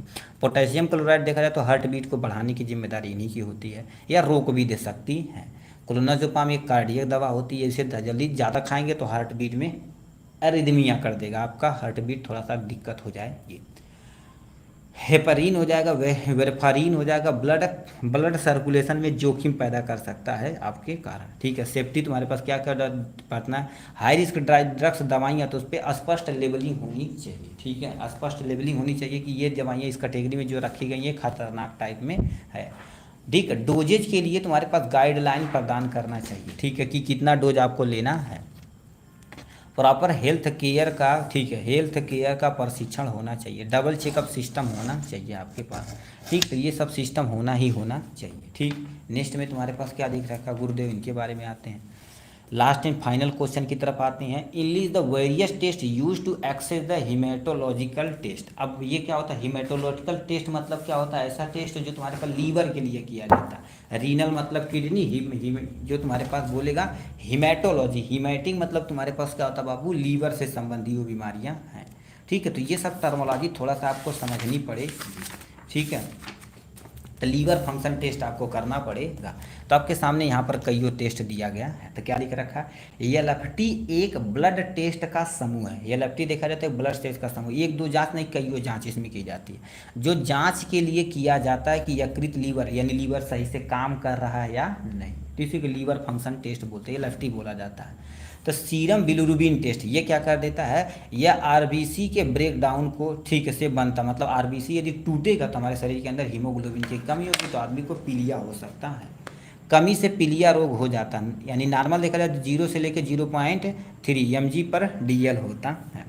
सीरम प्रोटीन तुम्हारे पास क्या होता है, यह शरीर में कुल प्रोटीन की मात्रा को दर्शाता है। इसका नॉर्मल जो 7 से लेकर 7.5 तक हो सकता है। अब इनकी कमी से तुम्हारे पास हाइपरथायराइडिज्म हो सकता है, ठीक है। प्रोथ्रोम्बिन टाइम मतलब क्या हो गया, आपके शरीर के अंदर कहीं चोट लगी तो कितने सेकेंड के अंदर जो प्रोथ्रोम्बिन होता है थ्रोम्बिन में कन्वर्ट होता है, ठीक। याद रखना यहाँ क्लोटिंग टाइम भी नहीं बोल रहा है कि ब्लड क्लॉटिंग टाइम को दर्शाता है, जिससे प्रोथ्रोम्बिन थ्रोम्बिन में कितने सेकेंड के अंदर एक्टिवेट हो जाएगा। ये जाएगा तो फिब्रोनोजन से फिब्रिन बनाएगा, और फिब्रिन क्या करेगा, ठीक है, जाल बनाएगा, ठीक है, किससे बोल के, प्लेटलेट से, और वहाँ पर आरबीसी फंस जाएगी। तो ये देखा जाए तो 12 से लेकर 16 सेकेंड के अंदर एक्टिवेट हो जाता है। एल्काली यानी कि हमारे पास एल्कालीन सल्फेट में देखा जाए तो ये फार्मेशन, ठीक है, इसका फार्मेशन यकृत तथा गुर्दे से किया जाता है। ये नॉर्मल 14 से लेकर 144 यूनिट लीटर होता है। कारण क्या हो सकता है, एलएफटी काहे कराते हैं, यानी पीलिया के कारण पीलिया का कारण जानने के लिए पता करते हैं। हेपेटाइटिस की जांच, लीवर डैमेज है कि सही या टॉक्सिक की जांच करने के लिए हम एलएफटी का उपयोग करते हैं। तो कईयों कारण हो सकता है जिसे एलएफटी कराया जा सकता है। तो इस तरह से देखा जाए तो सुपर 25 क्वेश्चन का, चाहे शॉर्ट क्वेश्चन होता है 8 यानी शॉर्ट हो चाहे लॉन्ग हो, सबको हम अच्छे तरीके से यहाँ पर क्या कर लिए हैं, कवर कर लिए हैं, ठीक। अब यहाँ पर हम क्या कर देते हैं आपको, ठीक, मस्त मस्त क्वेश्चन एकदम अच्छे तरीके से दिखाते हैं, ठीक है। अब यहाँ से हम क्या करेंगे, टोटल ये आपके 30 और कितना हो जाएगा, 20 इसमें 20 इसमें 70 क्वेश्चन हम आपको दिखाते हैं 1 नंबर वाला। ये आपके सामने पहला क्वेश्चन, यदि आता होगा तो अच्छी बात, नहीं आता होगा तो क्या करना पड़ेगा आपको भाई, यहाँ पर थोड़ा थोड़ा लिख देना पड़ेगा, ठीक है, ठीक। तो पहला क्वेश्चन आपके सामने, हॉस्पिटल इज, बताओ हॉस्पिटल क्या होता है, एक इंस्टीट्यूट भी हो सकता है, सही है, ठीक है। और क्या हो, जैसे मेडिकल कॉलेज हो सकते हैं। प्रोवाइड मेडिकल तथा सर्जिकल ट्रीटमेंट, ये तो देवा करता है। नर्सेस केयर तथा सिक इंजर्ड पीपुल यहाँ पर होगा करते हैं, मतलब all is the correct option हो जाएगा, ऑल द एबव। नेक्स्ट में full name of the DIN मतलब क्या होगा, ड्रग्स इंफॉर्मेशन नेटवर्क होता है, ठीक है। रिक्वायरमेंट, अब भैया यहाँ तू बतावा, ठीक। अब चलिए जितने लोग हैं एक्टिवेट होकर यहाँ पर लिखिए, कह दिया requirement of pharmacist in 50 bed, 50 bed पे कितने फार्मासिस्ट की रिक्वायरमेंट होती, कमेंट बॉक्स में लिखिए भाई। अब इसको तो भाई लिखिए, ये तो इजी है, इसको तो कम से कम लिख दीजिए यार बाबू, लिखा जना जनी बाड़ा लिखा मर दे, ठीक है ना जनी हो यार, लाइव इतने लोग हो तब भी नहीं लिख रहे हो, ठीक है। तो इसमें तुम्हारे पास 50 बेड के लिए, ठीक है, 50 बेड के लिए कम से कम तुम्हारे पास 3 फार्मासिस्ट होने ही होने चाहिए, ठीक है। नेक्स्ट में तुम्हारे पास क्या लिख रखा है, फुल नेम ऑफ ESR, ई से मतलब यानी क्या होता है, इथ्रोसाइट, यस से सेडिमेंट्री रेट होता, इरिथ्रोसाइड सेडिमेंटेशन रेट होता, तो इरिथ्रोसाइड सेडिमेंटेशन रेट हो जाएगा आपके सामने। नेक्स्ट में तुम्हारे पास क्या लिखा, इन्वेंट्री टर्नओवर, यानी इन्वेंट्री टर्नओवर क्या होता है, इसका आपको इन्वेंट्री कंट्रोल जो पढ़े थे ना, टर्नओवर जब ज़्यादा हो जाता है उसी को यहाँ पर डिफिनेशन लिखना इन्वेंट्री कंट्रोल वगैरह से। अब फीफो तथा फेफो का फुल नेम लिखना, पहले तुम्हारे पास first in first out, first expiry first out, यानी first in first out, first expiry first out, आपको फुल नेम लिख देना है। फुल नेम आप, अब इसका फुल नेम आप क्या कर देना, धड़धड़ा के लिखना।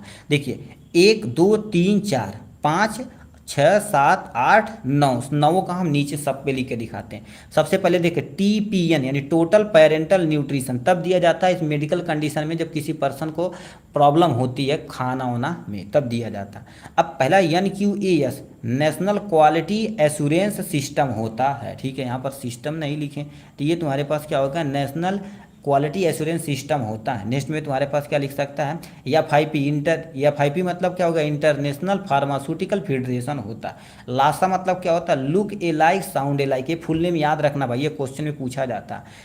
NABH यानी national accreditation board of health मतलब इसे एक्योर करने का काम करता है। NICU मतलब नियोनेटल इंटेंसिव केयर यूनिट होते हैं। ICU मतलब इंटेंसिव केयर यूनिट होती है।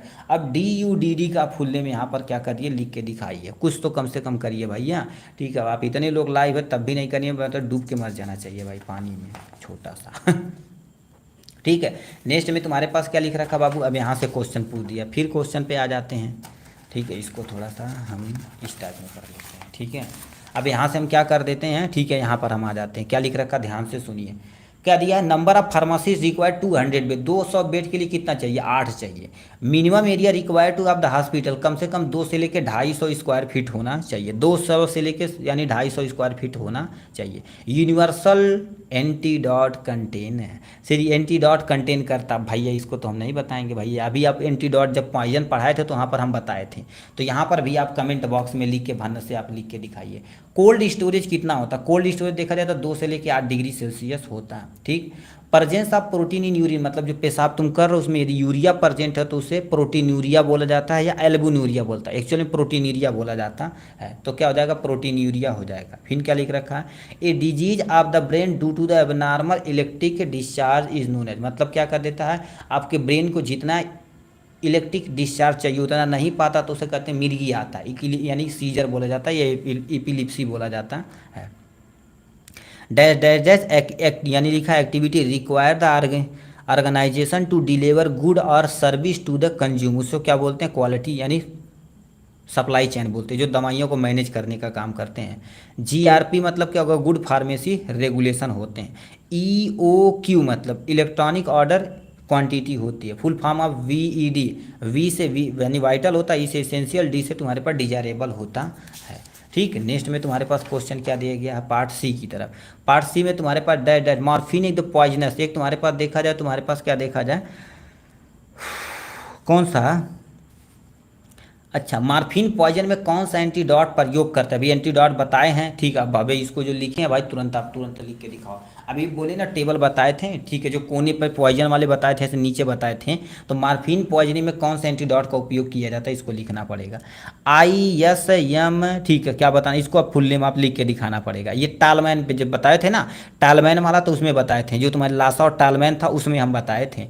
ISMP का फुल नेम यहाँ पर लिख के दिखाना, 3-4 क्वेश्चन हम आपको दे दिए हैं, ठीक है। फुल नेम आप AST एस्पार्टेड ए होता है, क्या होता है एस्पार्टेड, फुल नेम शॉर्ट नेम होता है इसका, ठीक है, एस्पार्टेड यस होता है, ठीक है, ये होता है। नेक्स्ट में तुम्हारे पास क्या लिखा, एंटीडॉट क्या होता है, एंटीडॉट कोई पॉइजन है, ठीक, पॉइजन को ट्रीट करने के लिए, पॉइजन को यानी जो पॉइंट है, ठीक है, पॉइजन का जो तुम्हारे पास पोर्शन है उसको जहर को कम करने के लिए जिस चीज़ का प्रयोग किया जाता है उसी को एंटीडॉट बोला जाता है, ठीक है, एंटीडॉट बोला जाता है, ठीक। तो क्या लिख रखा है, नेक्स्ट में तुम्हारे पास दो substance which are use to treat poison और कॉल्ड एंटीडॉट बोला जाता है। हिमेटोलॉजी टेस्ट क्या होते हैं, ऐसे टेस्ट जो हमारे पास ब्लड के, ठीक है, ब्लड तथा ब्लड के कंपोनेंट को देखने के लिए, ब्लड से होने वाली बीमारियों को जानने के लिए हम क्या कर देते हैं जांच करते हैं, उसे हिमेटोलॉजी बोलते हैं, ठीक।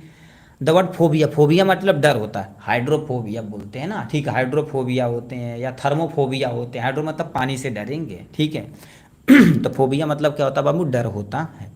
आउट पेशेंट को क्या बोलते हैं, एम्बुलेंट्री पेशेंट केयर बोला जाता है, तो इस पर टिक मार देंगे। टॉक्सिसिटी क्या होती है, जहर वाला, जो ऐसा सब्सटेंस जो हमारे शरीर को या किसी ऑर्गेनिज्म को डैमेज करता है उसी को हम क्या बोलते हैं, टॉक्सिसिटी बोलते हैं। फिजियोलॉजी क्या होता है, एक तरह की ऐसी तुम्हारे पास साइंस होती है जो किसी भी पर्सन को नॉर्मल फंक्शन जानने के लिए हम उपयोग करते हैं। तो ब्रांच ऑफ बायोलॉजी डेल डीट विथ यानी deal deal with the normal function of the living organism, उसे क्या बोलते हैं, फिजियोलॉजी। अब टालमैन की डिस्कवरी किसने की थी, ISMP। अब फुल नेम भैया तुरंत आप लिख के दिखाइए यदि आप सही से देखे होंगे तो, ठीक। ये हमारे पास 30 MCQ यहाँ बन चुका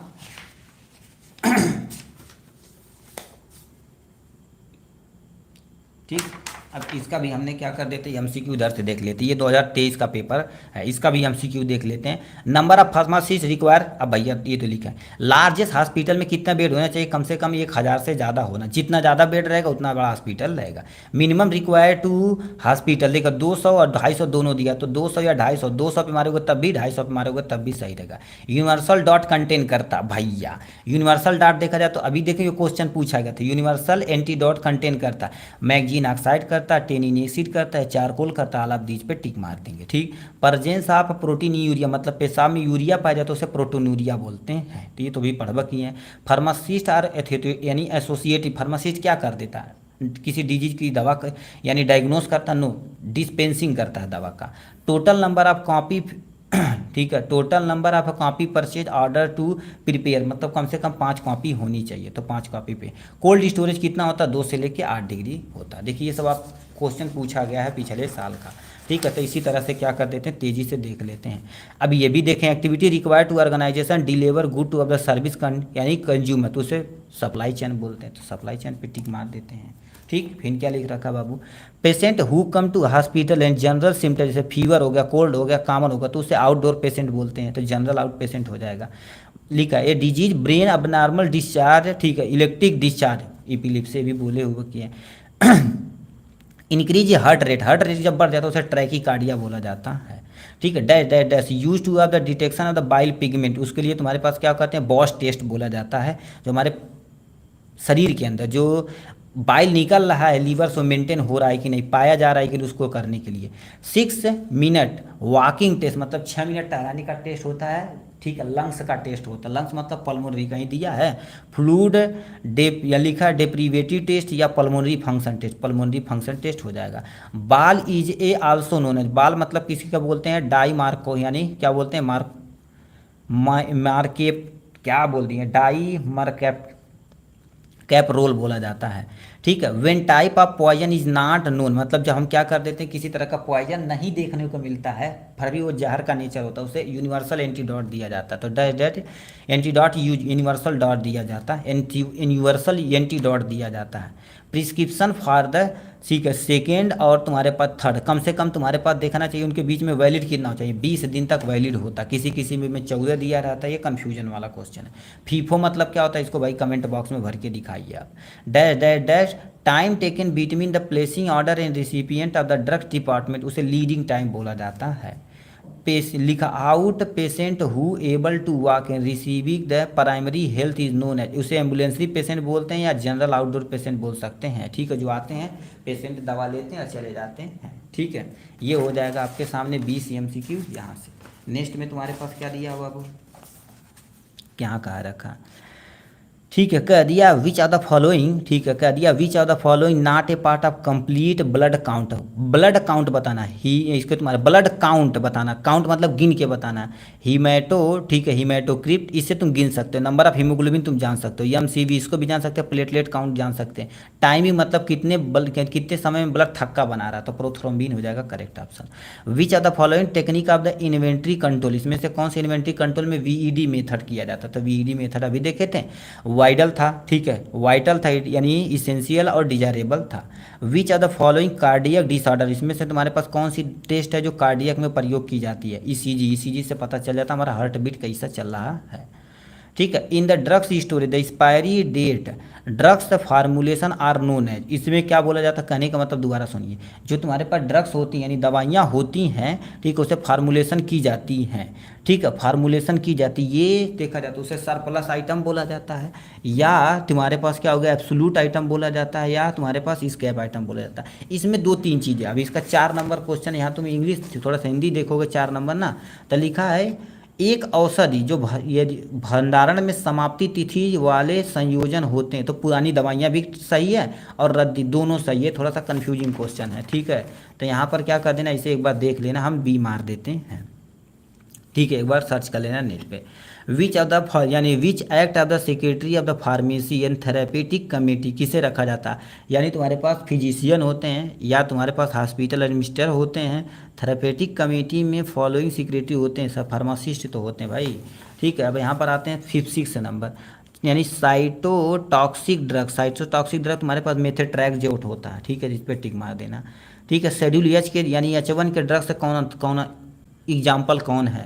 इंसुलिन हो जाता है, पैरासीटामॉल हो जाता है, एम्फिटामिन हो जाता है, अल्प्राजोलाम होता है। ठीक है, अब बताइए, इसको तो बताइए कम से कम। अभी देखो शेड्यूल एच एक खतरनाक दवाइयाँ होती हैं, तो इंसुलिन या अल्प्राजोलाम नींद की दवा पे आ जाते हैं। Normal level of haemoglobin in main, यानी आदमी में देखा जाए तुम्हारे पास क्या होता है, 13 से लेकर 17 होता है। ठीक है, और फीमेल में देखा जाए तुम्हारे पास 12 से लेकर 15 है। ठीक है, फीमेल में होता है। लिख रखा है reorder quantity level is a mix between dash dash dash tax ले, कितना होना चाहिए? न तो आपके पास मिनिमम होना चाहिए, न तो मैक्सिमम होना चाहिए। तो यहाँ पर क्या लिखेंगे, मिन लिख देंगे, यहाँ पर मैक्सिमम लिख देंगे। ठीक, 10वें नंबर पे आते हैं। ठीक है, मतलब क्या रखा, रिकॉर्ड जो आपके पास होना चाहिए, क्वांटिटी लेवल मतलब आपके सर आपके दुकान में जो सामान होना चाहिए, ज़्यादा होना चाहिए कि कम? न तो ज़्यादा होना चाहिए, न तो कम, एक मैनेज लेवल पे होना चाहिए। For smooth running of medical store, miss smooth running के लिए तुम्हारे पास क्या होना चाहिए, न तो अंडर स्टॉक होना चाहिए, न तुम्हारे पास क्या लिख रखा है, अंडर। ठीक है, ये तुम्हारे पास अंडर स्टॉक होना चाहिए। ठीक है, और उसके बाद तुम्हारे पास क्या होगा, ओवर स्टॉक होना चाहिए। कैसा होना चाहिए, न तो ज़्यादा होना चाहिए, न तो कम होना चाहिए, ये हो जाएगा। ICCU का भी भैया हम तो लिखेंगे ना, इसको आप भैया लिख के दिखाइए। ठीक है, इतना आसान कह देगा। 12 नंबर क्वेश्चन क्या पूछ दिया है, कह दिया है way nature of poison in not on, मतलब कोई कौन सा जहर खाए हमको नहीं पता, तो यूनिवर्सल एंटीडॉट का प्रयोग करते हैं। तो यूनिवर्सल, ठीक है, यूनिवर्सल, ठीक है, यूनिवर्सल, ठीक है, यूनिवर्सल एंटीडॉट, यूनिवर्सल एंटीडॉट में एंटीडॉट होता है वो भी कौन सा, एक्टिवेटेड चारकोल का प्रयोग करते हैं। तो एक्टिवेटेड, ठीक है, ठीक है, एक्टिवेटेड चारकोल ये लिख दीजिएगा, चाहे आप क्या कर दिएगा, यूनिवर्सल एंटीडॉट लिख दीजिएगा, कोई भी लिखिएगा आपका सही हो जाएगा। चारकोल लिखिएगा, ज़्यादा सूटेबल रहेगा। ठीक, patient who occupy bed in hospital, मतलब ऑक्यूपाई विद बेड हॉस्पिटल, उसे क्या बोलते हैं, जिस पे बेड पाया जाता है तो उसे इन पेशेंट बोला जाता है। क्या बोलते हैं बाबू, इन पेशेंट बोलते हैं। GPP का फुल नेम क्या होता है भैया, गुड फार्मेसी प्रैक्टिस, यानी गुड फार्मेसी प्रैक्टिस, तो ये बता दिए। अब ये भैया इसको भैया आप कब करके दिखाइए, यानी हॉस्पिटल फार्मेसी में किस सॉफ्टवेयर का यूज होता है, किसी एक सॉफ्टवेयर का यहाँ पर नाम लिख देना। क्लिनिक यानी क्लिनिकल फार्मेसी क्या होता है, अभी जो देखें आप डिफिनेशन पढ़े, clinical pharmacy, role of pharmacist, वहाँ से हटा देंगे। पोस्ट नेटल केयर क्या होता है, पोस्ट नेटल केयर, पोस्ट मतलब क्या होता है बाबू, बाद में। ठीक है, पोस्ट केयर मतलब तुम्हारे पास क्या लिखते हैं, आफ्टर बर्थ केयर। ठीक है, आफ्टर बर्थ केयर मतलब जन्म के बाद जो केयर किया जाता है उसे बोला जाता है। Radiation emit the from the, ठीक है, नी रेडियो एक्टिव न्यूक्लियस में तो बहुत सारे निकलते हैं, तुम्हारे पास अल्फा निकलता है, बाटा गामा यानी बीटा गामा, ये सारी निकलती हैं। नेक्स्ट में लीवर फंक्शन टेस्ट क्यों किया जाता है, लीवर फंक्शन टेस्ट में तुम्हारे पास LFT बोला जाता है। LFT क्यों कहा जाता है, क्यों, क्योंकि इसमें हम लीवर की कंडीशन देखते हैं कि उसमें सही है कि गलत है, उसको आइडेंटिफाई करने के लिए। TNP टोटल पेरेंटल न्यूट्रिशन होता है, इसको हम खुले में यहाँ से लिख दिए हैं, टोटल पेरेंटल न्यूट्रिशन होता है, टोटल पेरेंटल न्यूट्रिशन होता है। तो ये आपके सामने टोटल और टोटल रहा हमारे पास 70 TMCQ और सुपर 25 क्वेश्चन का, हर एक क्वेश्चन को हमने स्लाइड करके आपके सामने दे चुके हैं। ठीक, आशा करते समझ में आया होगा। इसका यदि PDF चाहिए तो डिस्क्रिप्शन में नंबर है, वहाँ से आप कांटेक्ट करके पूरा सुपर 25 क्वेश्चन की प्राइस मात्र 30 रुपीज़ है, वहाँ से आप प्राप्त कर सकते हैं। चलिए आज के लिए बस इतना ही, फिर मिलेंगे नेक्स्ट वीडियो में नेक्स्ट टॉपिक के साथ। तब तक के लिए bye bye and take care.